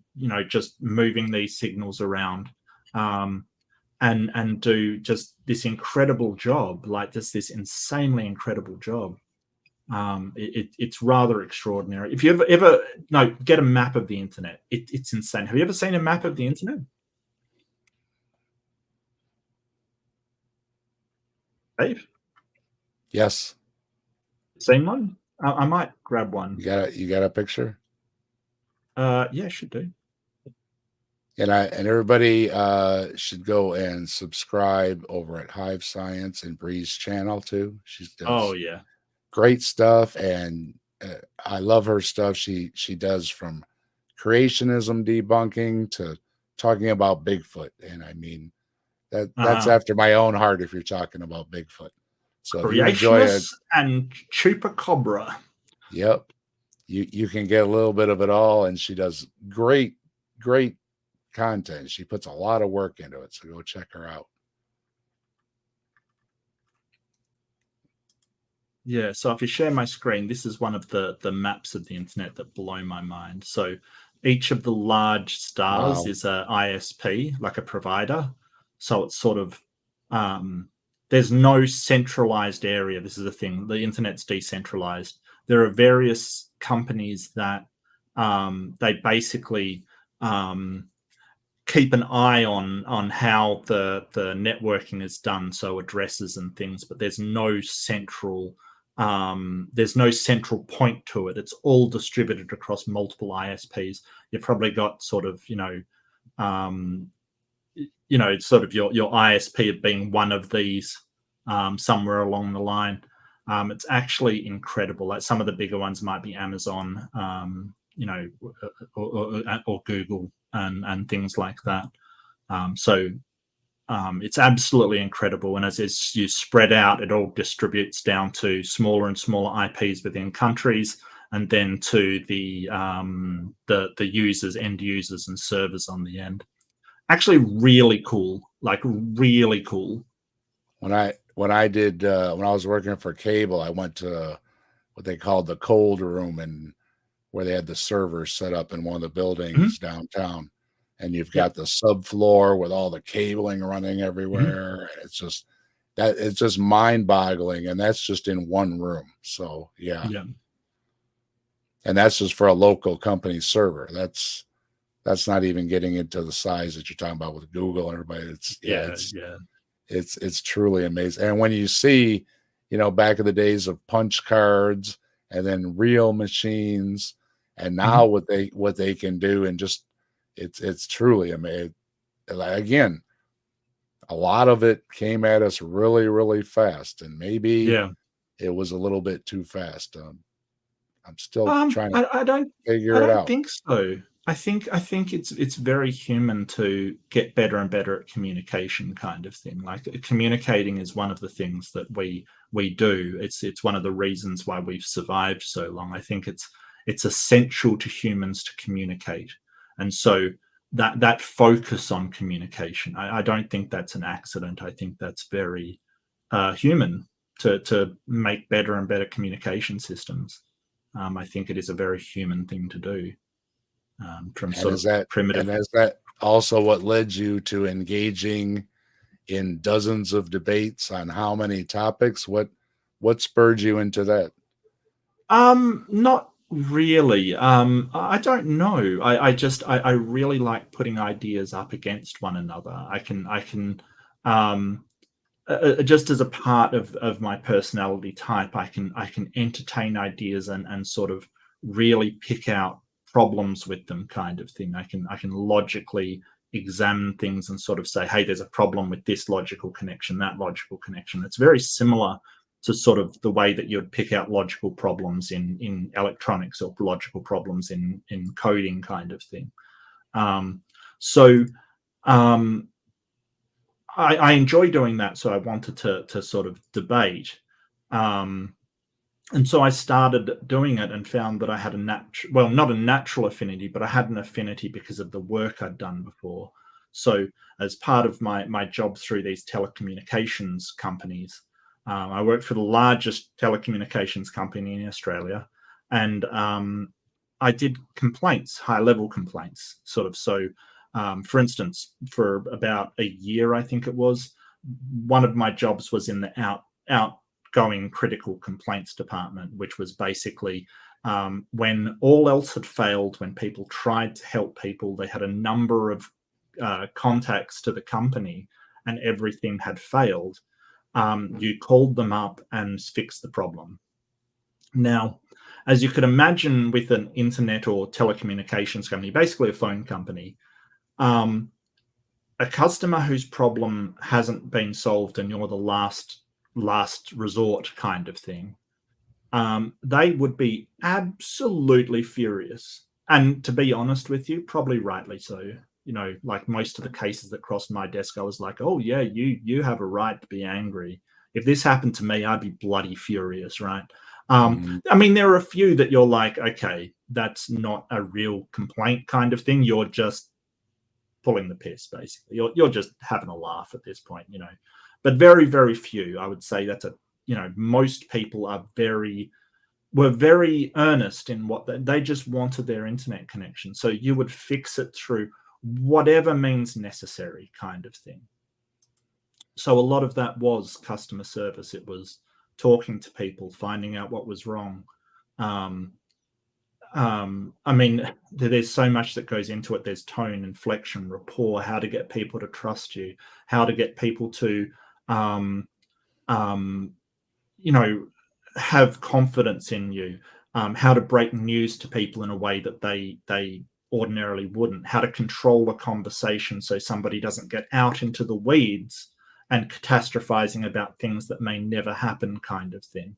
How to do all of these things was in my tool bag because I did it for so long. Like I worked, probably about 14 years in doing ringing up people for either IT support or, inbound calls, IT, inbound calls, complaints, outbound calls, complaints. So just this high level of being able to just control conversations and have conversations, essentially, was a big part of it. And then, as I said, because of my personality and because I'm on the spectrum, I was constantly analyzing how to do that. So I got into debate and found out I had what others thought was just a natural talent for debate. They thought, hey, this guy's just really good at it off the bat. No, I was trained in something which skills were transferable to it. There's no natural at it. No, it just so happens that I was trained in something that applied to that arena, kind of thing. So I think anybody can learn that. It's a learnt skill, not something that is just automatically natural at. You do a fair job at it. I do my best. You've irritated quite a few debaters.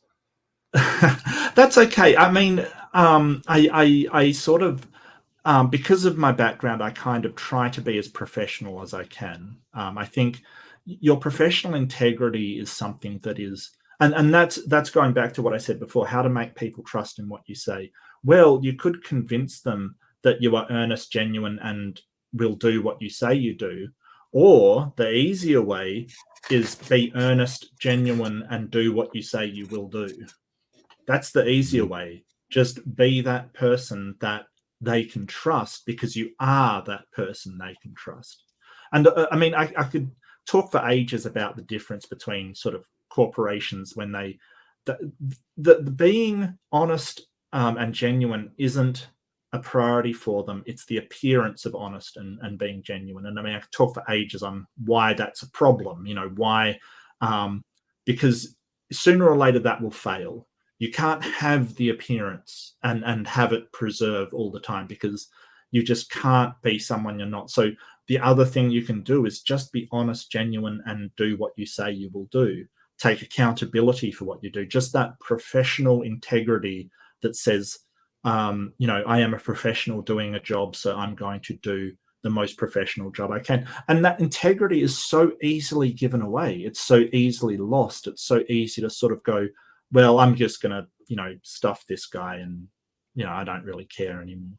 And it's impossible to gain back. It's sort of something I hold in great value to. So I do try and maintain that.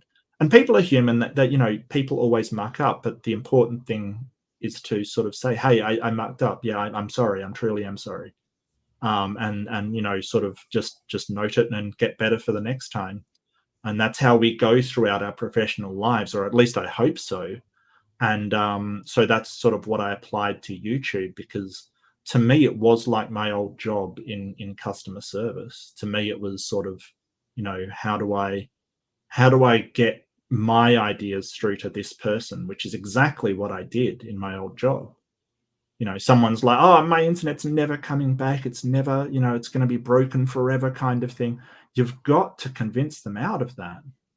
There is nothing broken that cannot be fixed as far as IT is concerned. Right. Yeah, I mean, when you show up, you say, "What's the problem?" Okay, I'll get this taken care of for you. Right. And But there's nothing let them know it's that going to get can't be fixed. Yeah. There's nothing that can't be fixed. Like people new to IT are like, oh, well, I'm scared to muck around in this system because I'll break something. It's like, no, go break it. Break it. Like there's nothing that you can break that we can't fix. And in breaking it, we'll probably, you will learn a lot about what you did that you probably shouldn't do again, and you'll probably, learn a lot about how to fix the thing that you've broken. So, don't be scared to muck around as long as, you have access to someone that can fix it. Everything can be fixed. There's nothing that cannot be fixed. It's fine. So, convincing them of that. We'll ask you to critique yourself then. What do you think was your best and your worst debates? Oh, I don't know. Come on. I sort of I have trouble getting compliments on what I do because I do my best and that's all I can do. I don't see myself as doing any kind of amazing job. I'm just doing the best I can, and I'm sure there's tons of stuff that I've mucked up and things like that. My best debate. Well, I mean, there's ones where I definitely done the best, like the ones against Hovind, but Hovind is a real low bar. I kind of recommend going up against Hovind for any new debater because you know exactly what he's going to say. It's so easy to prepare for. Like he really is just a one-trick pony. Don't delete System 32. Well, you can. You just have to reinstall the system. Everything can be fixed. It's fine.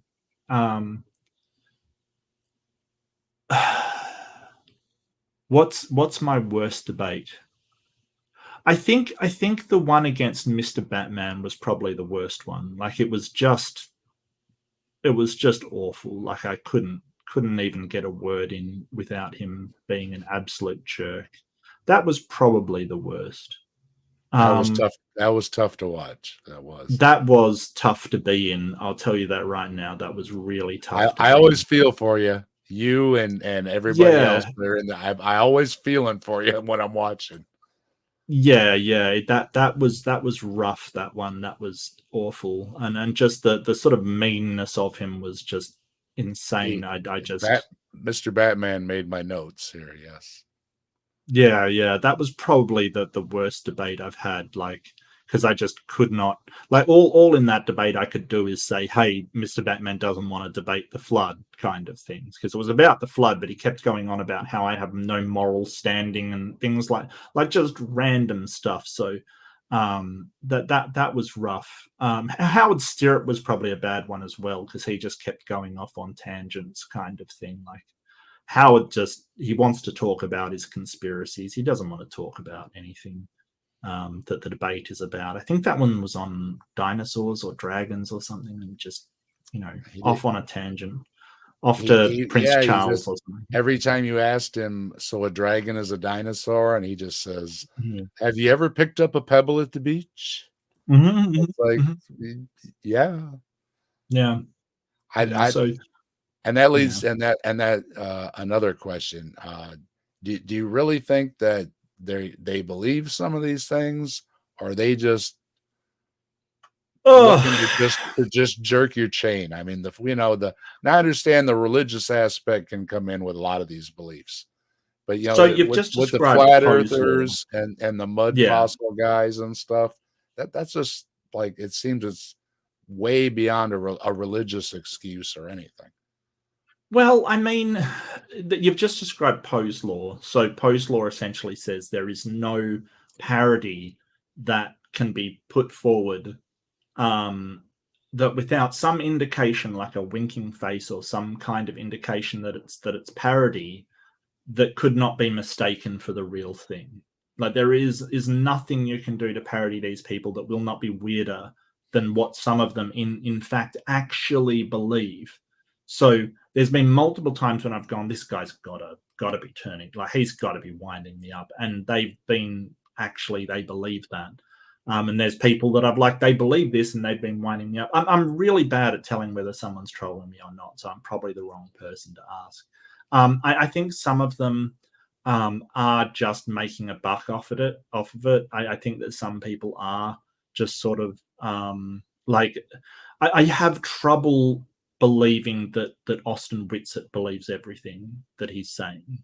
Like I think he's just making money. Nathan Thompson as well, kind of thing. But how are you supposed to show that they're you know I don't have access to the thoughts. Maybe they are being serious. Maybe they're just that religious and they absolutely believe it. I don't know. It's impossible to tell. It really is impossible to tell for me. So all I can do is just deal with what they say. If they want to troll me or if they're winding me up, so be it. Like, it doesn't take a lot to fool an autistic person about your intentions. Congratulations. But I think it says more about them than it does about me, to be honest with you. So, I don't lose any sleep on it. Well, the fallback seems to be a conspiracy theory, whether you're doing young Earth Yeah, creationists or any other ones. As soon as you get them cornered, like if you say, all the scientists have all right, tested this everywhere in the right, world, and they all came to the same exact conclusions. Well, it's a conspiracy, and then right. so there goes the goalpost. So Yeah, and it's this sort of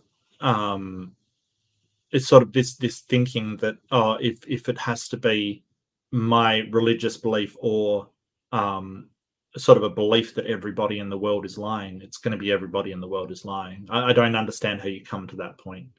Um, it's very, very strange to me. So well, we'll yeah. flip it around and we'll let you.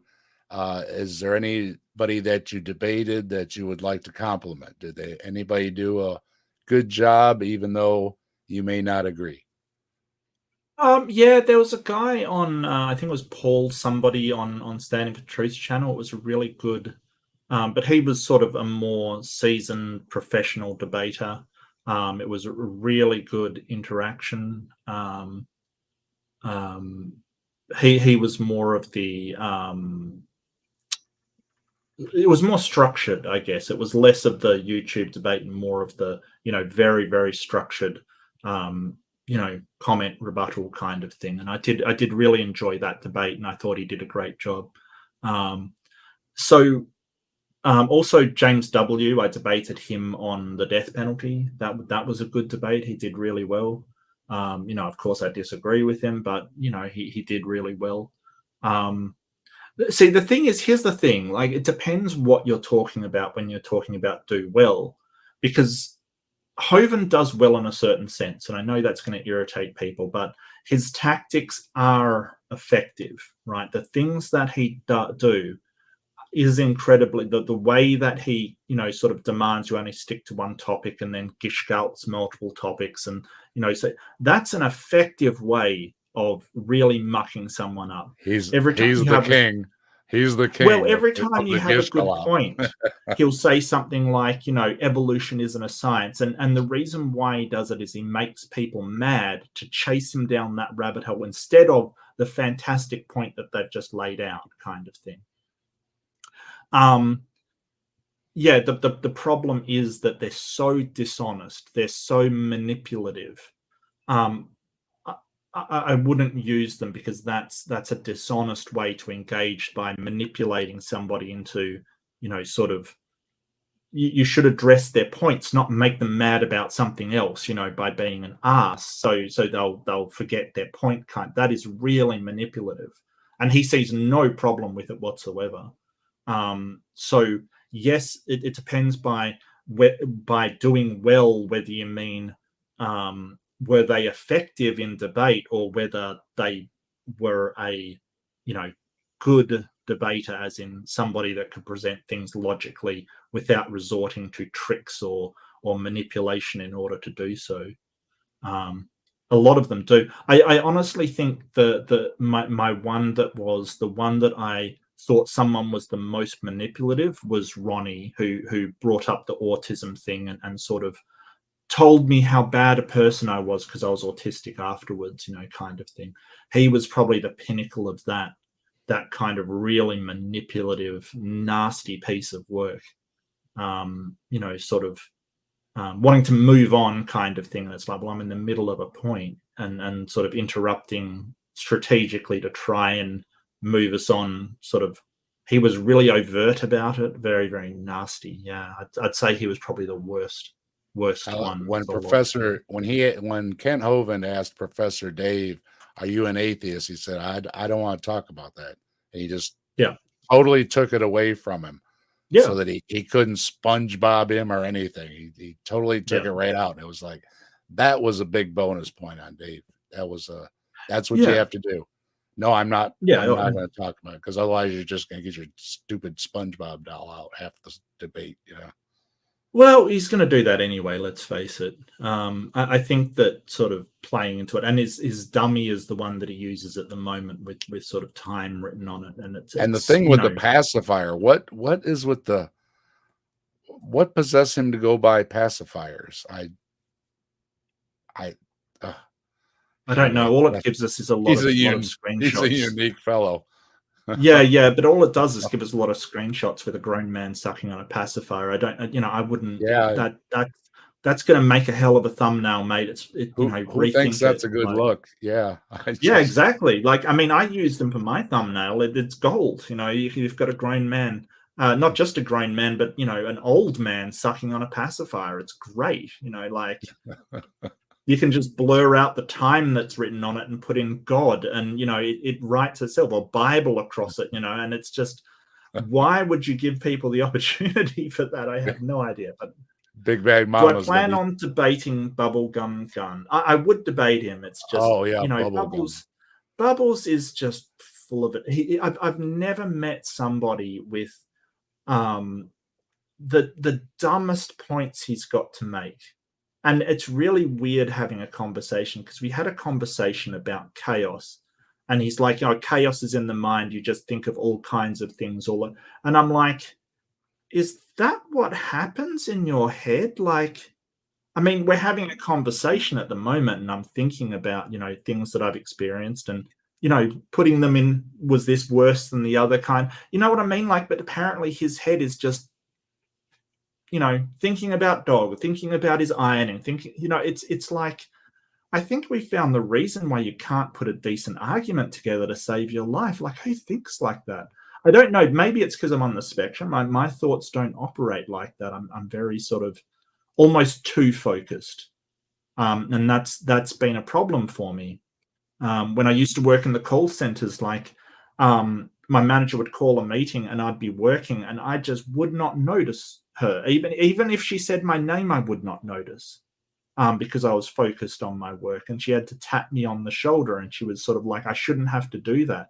And we just came to an agreement. This is before I even knew I was autistic, right? This was way before. We just had to come to agreement that she would send something on Messenger because I would see it on my screen, but I wouldn't hear her. Like, she could say my name. I would have no idea. Like, I was that sort of blinders on kind of thing. So, yeah, maybe it's me, but his mind is just everywhere all at once, which sounds exhausting to me. I don't. Yeah.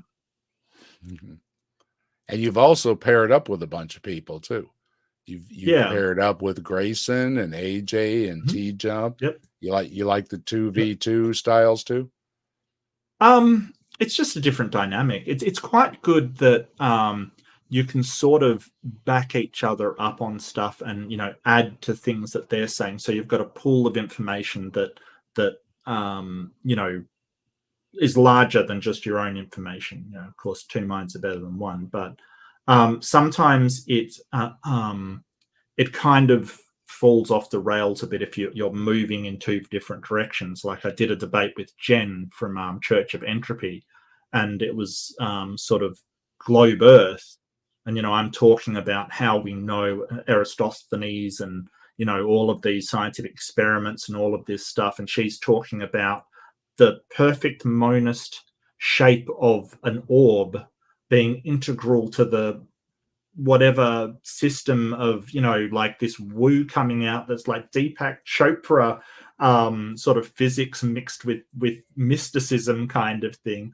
And yeah, it was quite a disaster. It was really a She's disaster. interesting to hear talk, but I Look, didn't know where it was going though. It I didn't seem. love Jen. Jen's a really nice person, but I disagree with everything she says, like just about everything. But that's okay. We're actually friends. It's just I probably wouldn't debate with her again because our worldviews are too separate.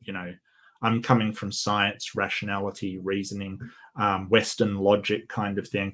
She's coming from a place of physics and Eastern mysticism and sort of, you know, outside the boxish rationality means nothing. Here's my paradigm for balls, basically. I tried really hard to follow it. I anybody Yeah, you and me both. I always try to follow and give them, maybe I'm just, I got to pay attention. Maybe I'm just missing some. But sometimes I'm sorry, I just didn't get it, not in one bit. And like you said, it's like Deepak. It's a lot of talk, but it doesn't really mean anything, when you put it all Right, together, and it doesn't seem to. right. It doesn't seem to have that sort of link to the actual reality. That sounds a lot worse than I made it seem. Uh, Bree, of course I'll team up with you. I just need to find a debate. I'll team up with anybody as long as they're on the same page. That's fine. Just Yep. most of the people don't debate. Big Bad Mama made that Yeah, video with him with a actually, pastor. Big Bad Mama does amazing videos on Hovind and his antics. It's actually Always great for a funny, chuckle. Yeah. disturbing sometimes, and it's yeah, it can be quite weird and wacky, and so you're watching something that's so wacky you've got to laugh, but then you remember they believe this stuff and he's teaching people, and then you stop laughing and go, oh, that's sad, and then something else happens and you're like, you've got to laugh. Like, what are you doing? It's actually quite funny. I highly recommend Big Bad Mama. Really do. There's um, certain ones that I like to start the day with, and it's always good when oh, there's a Big Bad Mama. Oh, good. A good way to yeah, start the day. Or if trees or somebody with his pastor blaster, and certain ones you just want to start your day off with. So it's always good to see when they have something up. And I was just going to ask, like perfect timing was, what channels do you like to enjoy watching? okay, so I do watch a bit of AJ. I watch Modern Day Debate a lot. Like, Modern Day Debate for me is I don't know of many better debate channels. Like, so there doesn't seem to be a lot out there if you do like to see the actual, sort of interaction of debate kind of thing. Um, of course, I'm prejudiced because I've been on there and I've been following them for ages. But, I was watching that channel before I was even on there for a long time. In fact, you can thank Leo for me first appearing on there. I covered for him when he got a time wrong kind of thing. So I jumped into the ring against, who was it? It was Nephilim Free. And that was the start of my debating kind of thing. I just decided to do it. I do watch Cryptic Corner before bed, as Bree points out. Absolutely. I do try to catch as much of Hive Science as I can, actually. It's just being in different time Saturday zones. mornings are for Bree.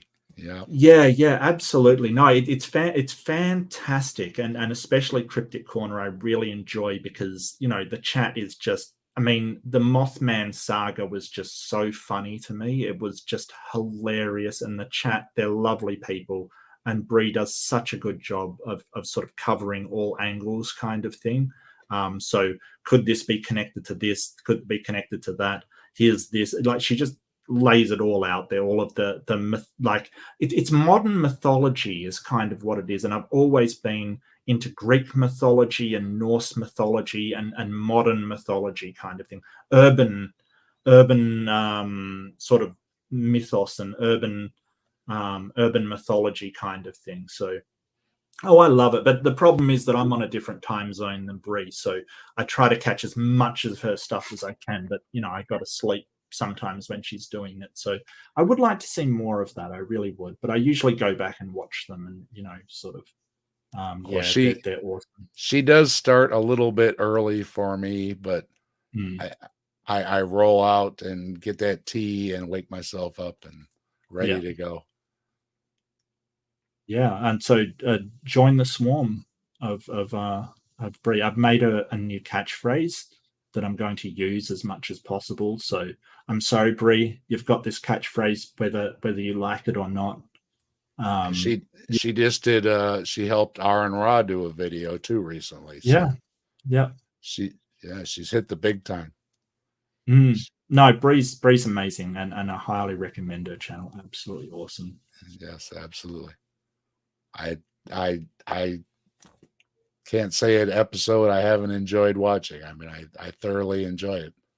Yeah, same here. I loved the Mothman episode. That was probably my favorite. Either that or the Batman. I'm always partial to Bigfoot.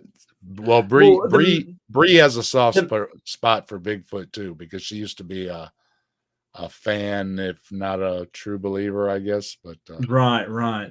So we both have a soft spot for Bigfoot. So nice. Well, I just the man bat one was hilarious. In Mexico, there was a man bat. Just the amount of Batman jokes going through the chat was just glorious. It was just so much fun. Yeah. Highly recommend. So much stupid. It's a blast. Like there's just some things which are dumb fun, right? Like when you watch one of those. Yeah. Have you ever seen a Spirit Science episode? I think Reid did one as well as Spirit Science. She covers them, yeah.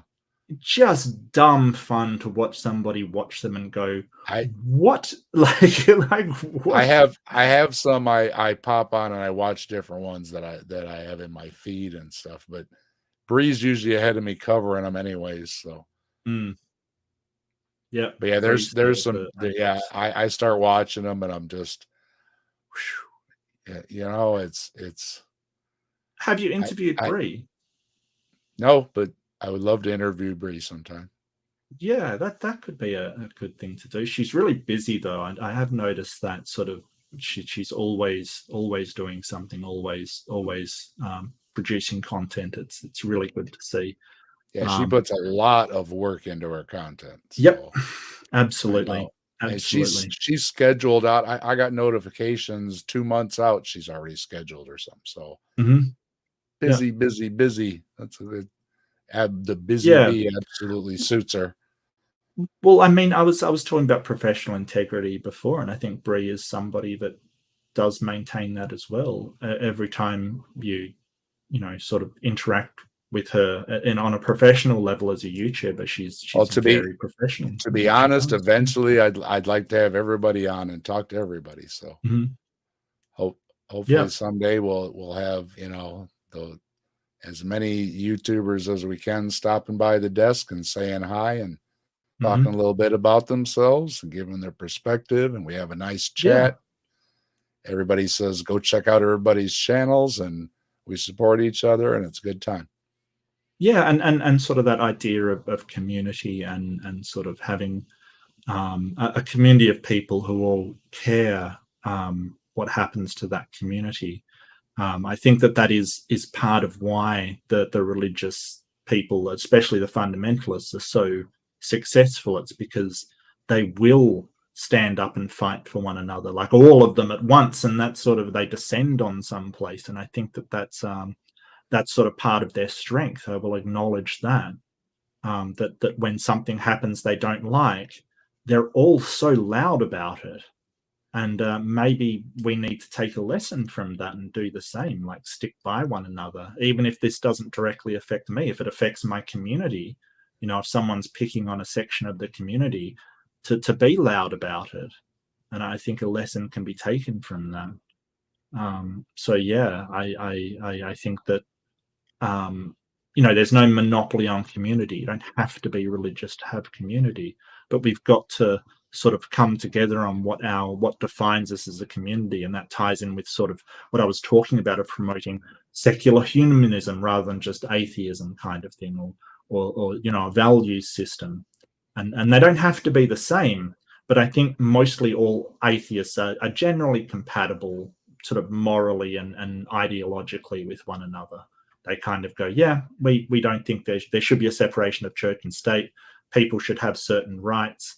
We might disagree on small stuff, but I think we generally all agree. I think we generally all say, people are valuable, people deserve respect and rights, and all of this kind of stuff. I don't know many that don't. I guess I know a few, but not a lot. Well, the golden rule goes back at least 3,000 years. Can we start following it? It's pretty simple. If you enjoy your rights, then somebody else wants to enjoy the same rights. Why is it, 3,000 years? I think we should resolve that. That's a good one. Okay. People want the same things that you want. There's sort of simple. a reverse to that as well, because the golden rule under Judeo-Christian sort of ideology is sort of do unto others as they would do unto you. But there's problems there. Like if sort of, what if somebody wants to hurt you? It means you go out and hurt them, or if someone wants to kill you, you go out and kill them. So sorry, it's do unto others as you would have them do unto you kind of thing. Yeah. So the problem comes that if you're sort of self-destructive and you want to be hurt, then it gives you license to hurt other people kind of thing. The Egyptians actually had a stronger version kind of thing, and I can't remember how it went, but it was the negative of it. It's don't do unto others what you don't want done to yourself kind of thing. So it's sort of a bit of a different slant, but it actually makes it stronger kind of thing. Siddhartha said, consider others as yourself. Yeah. So there's a lot of twists to it, but it's generally all, the golden rule. Yeah. So the Egyptians had theirs first, and it's slightly stronger than the Judeo-Christian one because of the way that it's written. And gives you more liberties to do things, because it's sort of just don't do what you don't want done to you kind of thing. So that's a Wiccan creed too. Do no harm to no being, or something like that, is one of the Wiccan creeds. I have a list. Yeah, sure. Somewhere. But yeah, it's a sort of common thread, and sure, it's good advice, absolutely. Yeah, I think that's the cornerstone of empathy. I think that empathy existed before these sort of sayings about it did. All they're really doing is just describing empathy. That if something hurts me, then I can understand how that would hurt and not do it to you. I think that's just a basic empathic sort of position that we inherently are born with. We're kind of wired like that. Because if we weren't, let's go with it. Go with it, people. Let's go with it. Yeah. Well, I mean, jeez, it's been long enough. We got to live up. We got to live up to our moniker at some point. We're human. Well, this beings. is the question about morality. Well, the question about morality is, does empathy count as morality? I would say no. Others might say, it's at least the foundation of it kind of thing. I think I would agree, but just because you have empathy, it doesn't really tell you how to behave, sort of thing. So we've got to have these moral systems in place that sort of allow us to function within them while keeping that sense of empathy. And reciprocity is the other really important one. That's important because, we've got to feel like things are fair, or else people get upset. And you were talking the other day about aliens and whatnot, and then Yeah. chariots of the gods came up, and I Oh, said, you have it. Yeah, I yeah, have yeah. chariots of the god. There was a time Yeah. when you were talking about different woo phase you went through. I Right, went through right, ancient. right. I read this, and I have our Yep. ancestors came from outer space, and I went through the period of the ancient aliens, and Yes. just recently, and it's in this book. It Mhm. oops, the picture's really terrible, but this just came up the other day, and as I was looking in the book here, sure enough, it's in the book. I don't know if everybody can see this good, but it's not going to come up good. Your But there, camera is I've got making another sure. picture I'm going to bring up. But anyway, but there's a picture here, What's it a picture of? and then there's a picture here of an astronaut in a spaceship. I can't get there. But anyway, I got the picture here. I'm going to bring it up. Hold on. Now I've got there it is. Share screen.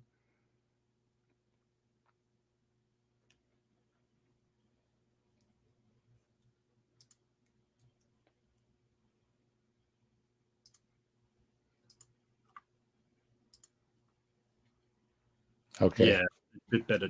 Yeah, yeah, yeah. I'm familiar with that This one. this is the picture that's in the book. Now, one of the ancient alien theories is that this is a depiction of an ancient astronaut. This is the astronaut in the seat, and that's there. That's why the pictures in the book showing the other picture in the book is showing an astronaut, and like in the Apollos and everything, how they're all crunched all up right in the Mhm. spacecraft and everything. So what they're saying is this is a depiction because he's all crunched up. Here's all the fancy controls. This is the Yep. jet engine. This is the exhaust and everything, right? The only problem is, let me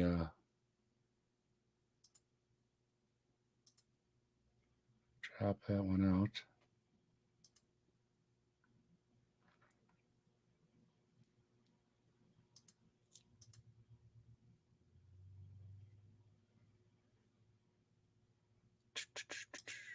There we go. All right. Now the issue is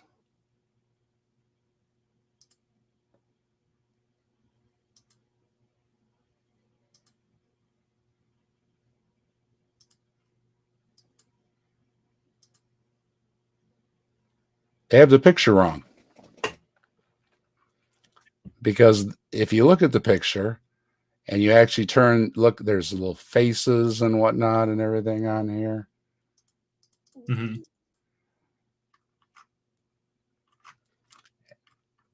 And if you turn the picture the right way, now you see he's all curled up because there's a giant sword going through him. And this is the altar. And he's being sacrificed. Mm. So 90-degree turn in the picture will give you ancient aliens versus what it actually is. He's being sacrificed on an altar. But this just came up on the internet the other day, and it was just interesting that it's also in Mm. Chariots of the Gods, where they're claiming this to be an ancient alien astronaut picture. Yeah. And I was But flipping through my book, and I said, "Wait, oh, that picture's in the book." I said, "This was yeah. just up." But if you Well, a haven't read lot of it, it. it's Chariots of the Gods is a lot of aliens of the gaps. So it's who built the Yes. pyramids, who built Easter Island, all that kind of stuff. It was aliens. So Well, Easter Island, they kind of figured out how they did that because they didn't notice a lot of divots in the road. And I was talking to somebody about this just the other day, just very very recently, and they actually got a team to go out there and they got ropes and they walked the statues like you walk a cabinet, like so one of those big heavy mhm. cabinets, you walk it, they and yeah they so they put. wobbled it. I saw that. Yeah, Yeah. yeah. So and they got it going a fair clip, like it was moving. So it is possible that they did this sort of technique, and that's what left the divots on the road. So it's a lot more plausible than ancient aliens because a team managed to get it moving, and it was going, a fair amount. So, that's that one chalked up. But yeah, you're right. Or it's an argument from incredulity is sort of the other one. Like, you can't see how ancient people could have done this, so therefore aliens. It's not a good argument. Just because we don't know how something was done, as you said, aliens of the gaps, just because we don't know how something was done doesn't mean it was aliens or giants or God or any of these other explanations. We need evidence for that. And a lot of it is pareidolia. Like, you want to see an astronaut here, so that's what you see. It's like when they sort of, the creationists bring out that picture of the Stegosaurus from a temple in India, and it's just a lizard with flowers behind it. It's not Stegosaurus plates. Like, it's kind of, you're seeing what you want to see, and that's how the human brain operates. It forms these patterns. But that doesn't mean it's what the original author was intending to convey. And I mean, we don't know for sure it's a sacrifice. That's the thing. We don't know for sure that's what they was describing. We can see the sword, yes, and we can see the people watching, and we can see them curled over. Do we know absolutely sure that it was that's what the artist conveyed? No, but that is another possible interpretation, which means that it's not necessarily a spaceship. Absolutely. And it's all very interesting to me still. That's the thing. Like, it's all very interesting. But, sort of that period that I had of, well, they don't know how they did it, so aliens. Well, if you don't know how they did it, you've just, like, that entire sentence is contradictory, because you've just said, we don't know how they did it, but they did it through aliens. Those two things cannot stand with one another, because if we don't know how they did it, then you can't say aliens, because then you're saying you know how we did it. Lots of these things hold a lot of power, especially the pyramids. Yeah. Remember, there was years went by with pyramid power. Pyramids were everywhere. Supposedly, if it would sharpen your razor blades, and they were hanging them over their beds for fertility and everything else. And then the real pyramids, as far as Egyptian pyramids go, they're also supposedly grain storage, even though they're mostly solid inside. There's no room for storage in them, or there's some kind of alien power source. But again, there's nothing inside. It's a bunch of rocks. There's just there's nothing in there.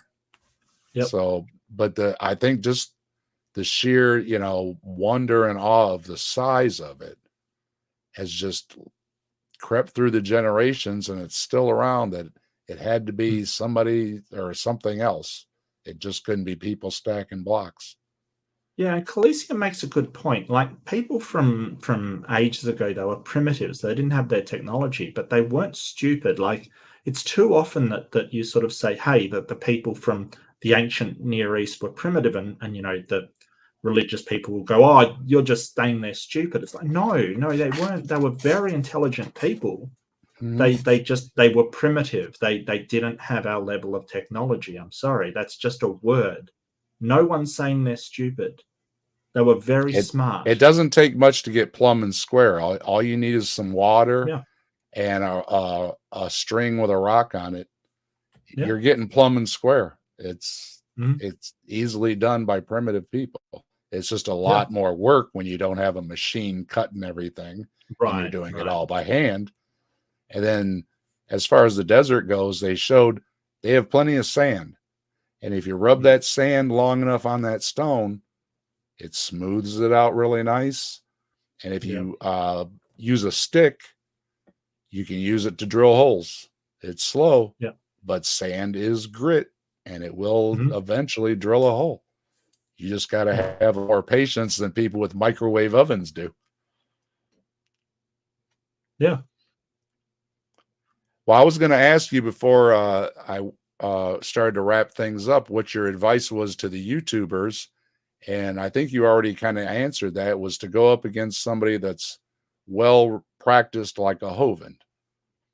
Yeah, I mean, what if you're talking about people starting debate kind of thing? If somebody says, I want to debate somebody, Mark, what should I do to get ready for a debate? I would probably start off going in a 2v2, so you've got somebody that sort of is sort of more versed with you there. So somebody that can sort of pick up the slack if you can't sort of if you get a bit stuck. It's very sort of it's more comforting having somebody that's sort of a more seasoned debater there. However, I think the main problem is just that sort of I mean I was petrified my first debate, like because I get social anxiety due to my sort of being on the spectrum. I was absolutely terrified. So overcoming that hurdle is very hard, and it is sort of the spotlight's on you. You have a pressure to sort of present a good case and things like that. But I find the best debaters that I like to watch are just the ones that are very earnest, that are very honest, and sort of you know Nathan, the flat earther Nathan, not Nathan Thompson or Nathan Oakley or any of the other million Nathans, but there's a young guy called Nathan. I'm interviewing him very soon, or we're just sitting down for a discussion kind of thing. He's just very honest and earnest about what he says. I I don't mind him at all. He's just a really pleasant guy. So I think as long as you're just genuine and you're just presenting your view, that's enough. I really think so. It's a skill you learn as you go along. I wasn't I wasn't great the first time I debated. I just luckily had some skills I could transfer. That's all. It's just practice. That's all it is. Nothing And special about me. and speaking of the other evening, I heard Mark say the other evening that he is a self-proclaimed nerd. So Yes, absolutely. we've gone a little long here, and I appreciate Mark's time. And Oh, no problem at all. I No want problem. to wrap things up here. But before we do, Oh, to we be have honest, Dave, I expected at least a couple of hours. I mean, I most of the people that sort of invite me, I it love goes by talking with fast them. when you're having a nice Yeah, conversation, absolutely. doesn't it? But It I does. love talking to people. I love hearing their perspectives. And as you've probably noticed, I love to talk. I like to talk about ideas, talk about things that I've thought about. Like stuff with morality I could talk about, but I've given way too much thought to morality kind of thing. So I could talk on that for ages. But sorry, go ahead. I don't mean to cut you off again. I'm just making you run even Well, longer. Let's if you, face it. and hey, if you can't get enough, you you'll find Mark here, there, Yeah. everywhere, or go spend a little binge time on his channel, and you can get all the fill that you want. He's got plenty of content, and give Netflix a little rest and binge on a little Mark Reid. But I wanted to say that Mark professed to be a nerd the other day, and I thought, oh, we're gonna have to put Mark to the test. So Okay. before we wrap things up tonight, I've got a little test for Mark to see if This is he more is pressure than most debates. I've if got he to is prove my actually a nerd nerd. cred. Yeah. That's right. The pressure's on now. Unlike Okay. any Hovind or anything else, you're really Yeah, in yeah, for it yeah. now. All right. All right. So I have 10 questions for you. Number one, Okay. have you or are you currently using a pocket protector? No. How What is already? the no? Well, it's early. Number Okay. two, what is the name of the first video game ever created? Pong. Or tennis for two? Oh, it was Both basically Pong, wasn't it? both Yeah. acceptable. Hmm. Number three, have you ever played Dungeons and Dragons? Yes. In fact, I was a dungeon master.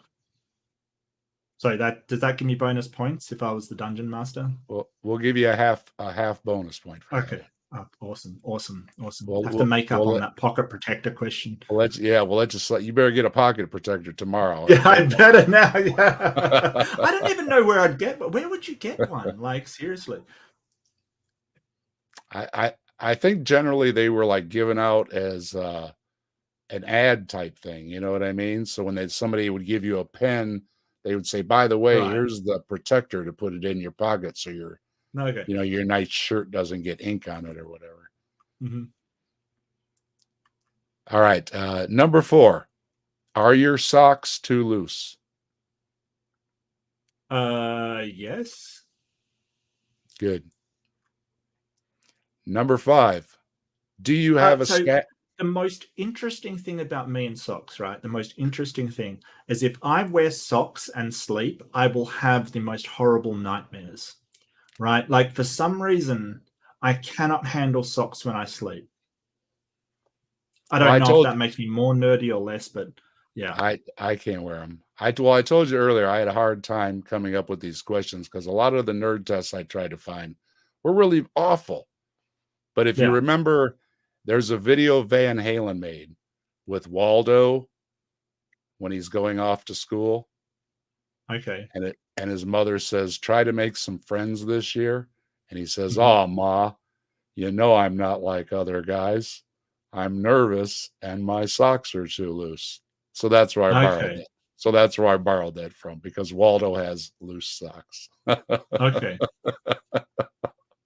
I put I some don't effort know into it. who Waldo is. I don't. It's the Hot for Teacher Van Halen video. Go YouTube it when we're done. Okay. Okay. You know the band Van Halen, right? Vaguely, yeah. Okay, yeah. They have a video called Hot for Teacher, and Okay. that's the opening for it, and Mhm. it's permanently burned. I'm an MTV kid too, so it's all Okay. that stuff's Yeah. burned in my head. Okay, we got off. Wait a minute. Okay, number 5. Do you have a stash of snacks for gaming? Yes. 6. Finish this sentence. May the force be With you. acceptable. I would also accept equal to mass times acceleration. Okay. Number 7. What former planet was demoted to a dwarf planet in 2006? Pluto. Correct. Number 8. Have you ever used tape to hold your glasses together? If you don't wear No. glasses, headphones No. or something else. Headphones. Yeah, absolutely. Yeah. Definitely headphones. Electrical tape does a good job. Um, uh, I haven't worn glasses, but I've got them, but I'm short sighted. Like as I've gotten older, your sight gets worse. Unfortunately, that's just the way it is. So I have glasses, but I only really wear them for driving, and if I have to see something far off. Short things are perfectly fine for me, so I don't wear glasses ordinarily when I'm at the computer. He talked me into bifocals last time, and I don't really like them. So next time, I think I'm just gonna go with two Mm. separate pairs because it messes me up. So, Yeah, no, that's fair. but yeah, I also had good up close, but the last few times, yeah, starting to the reading parts getting to me, and it's like, oh man, now I'm gonna need reading glasses too. It's old age Yeah, stuff, well, man. for the moment, I'm fine on reading. It's just long distance, so and I've never had to use tape, but definitely headphones, man. Like seriously, ugh. All right, where we at? Number 8, number 9. We're almost done. You're Okay. doing really well. Don't Oh, blow thank it you. now.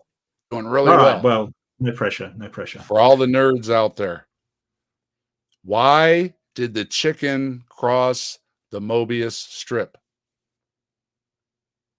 That's impossible. Good job. You either get the joke or you don't get the joke. Yeah. Mark gets the joke. And number 10,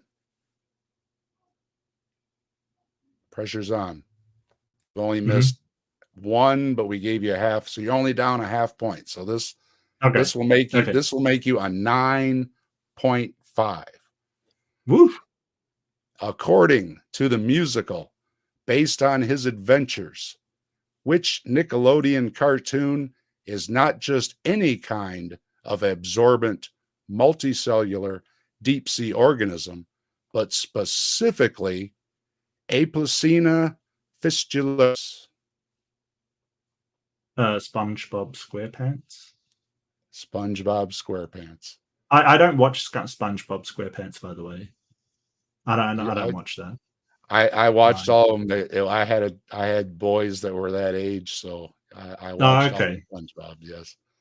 Well, congratulations, Mark. With a Oh, thank you. 9.5, you are a nerd. Damn, almost a perfect score. Almost perfect. Oh, But that close. Get a I don't think there's such a thing as a perfect nerd. So there you go. There you go. somebody out there's got to find Mark a pocket protector, Yeah, and apparently so. he'll Yeah. be a 10. Yeah, that's true. That's true. Well, before we Oh, wrap wow. things up, why don't we let's see. Let's say hello to everybody in the chat that joined us. Stephanie. Yep, SpongeBob. Stephanie's good to see you. Thank you. Calasia, always a pleasure. Let's see. I think it was bigger, smarter people, more oxygen in the atmosphere. Yeah, that sounds like a Ken Hovind argument. You just add more oxygen and it fixes everything. Remember that people 1, 2, 3,000 years ago were just as intelligent as nowadays. They just didn't have our technology. Correct. Yeah, probably. Yeah. Big Bad Mama, again, a pleasure. Thanks for stopping by. And I loved In Search of Noah's Ark. Oh, I love the In Search of series. Those were so great. And now when I go back and look at them, they were so terrible. I don't. They were hosted by Leonard Nimoy, so it was like, A oh, big shout out to Spock is hosting a show, and I watched every one of them faithfully. And now going back and look at them, yeah, they were really done very poorly, but good memories. They were good for the time. Yeah, they were good for the time. Yeah, good for the time. And Mama, and they made Chariots of the God film. Yep. Very poor quality as well. We fail to give ancient folks credit. Yes, they do deserve a lot more credit. Yeah, sorry about the book picture. I do want to give a big shout out to Pragmatic Crystal in the audience. PC is awesome. Yeah, Bree with the Bigfoot, and yeah, Bree, I'd love to talk to you sometime. Bring you on and hear the Bumblebee story. Yeah, I'll shoot your Bree's email address. And that goes for anybody else watching too. Everybody's welcome. Get a hold of me. All hail Bigfoot at gmail.com. Buzz me, and I'll be happy to do an interview with you. I love talking with people. And I love hearing Mark's anecdotes and everything. This is the best part, is hearing the anecdotes and everything. All the things that you don't usually hear. I love doing these talks, and appreciate Mark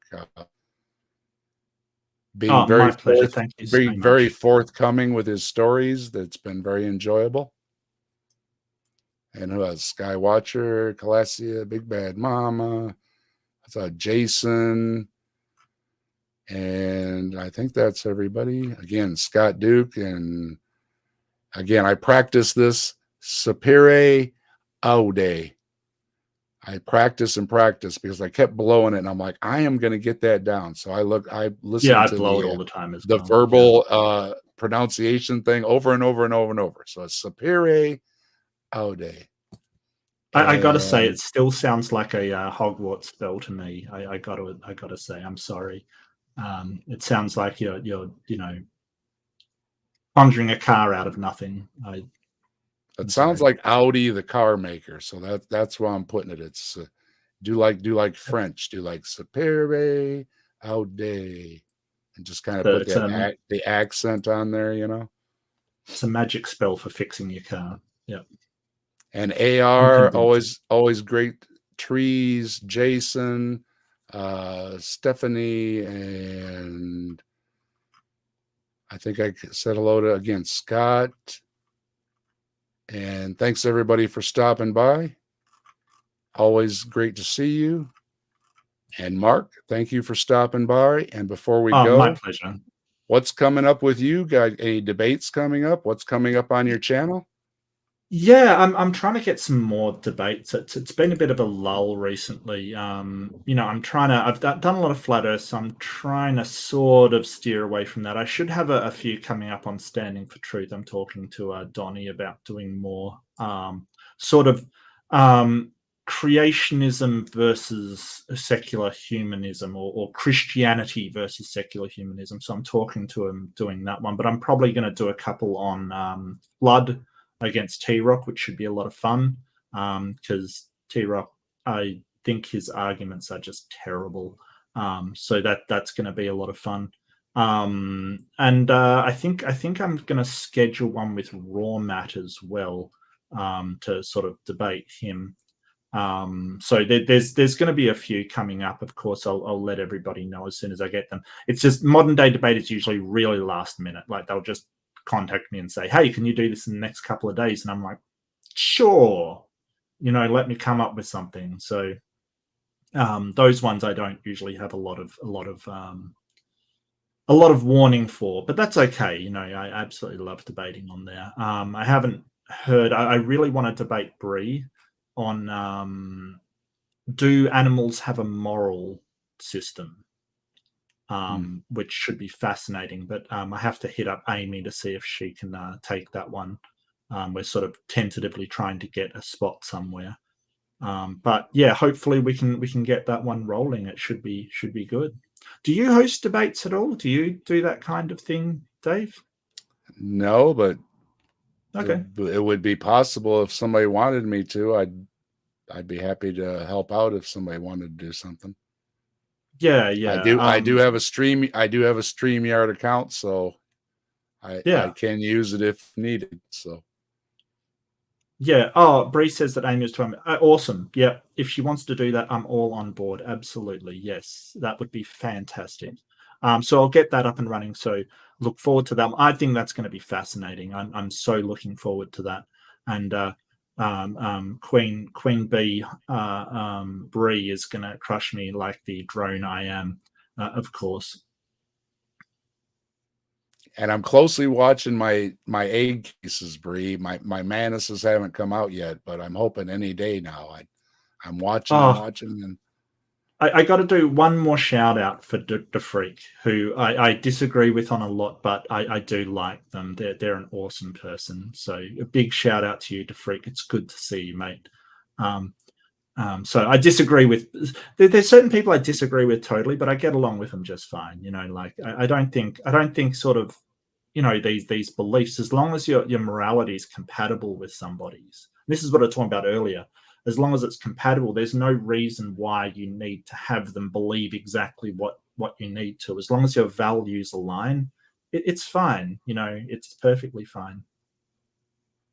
yeah, how you doing, DeFreak? And yeah, that was what Mark started out asking me. What is Mm, Captive Desk? same Captive question. Desk. Yeah, captive. Well, we're gonna full circle. Reiterate. Yeah. Full We circle. started out that way, and we'll end it on the evening. Captive Desk is an anagram for Skeptic Dave,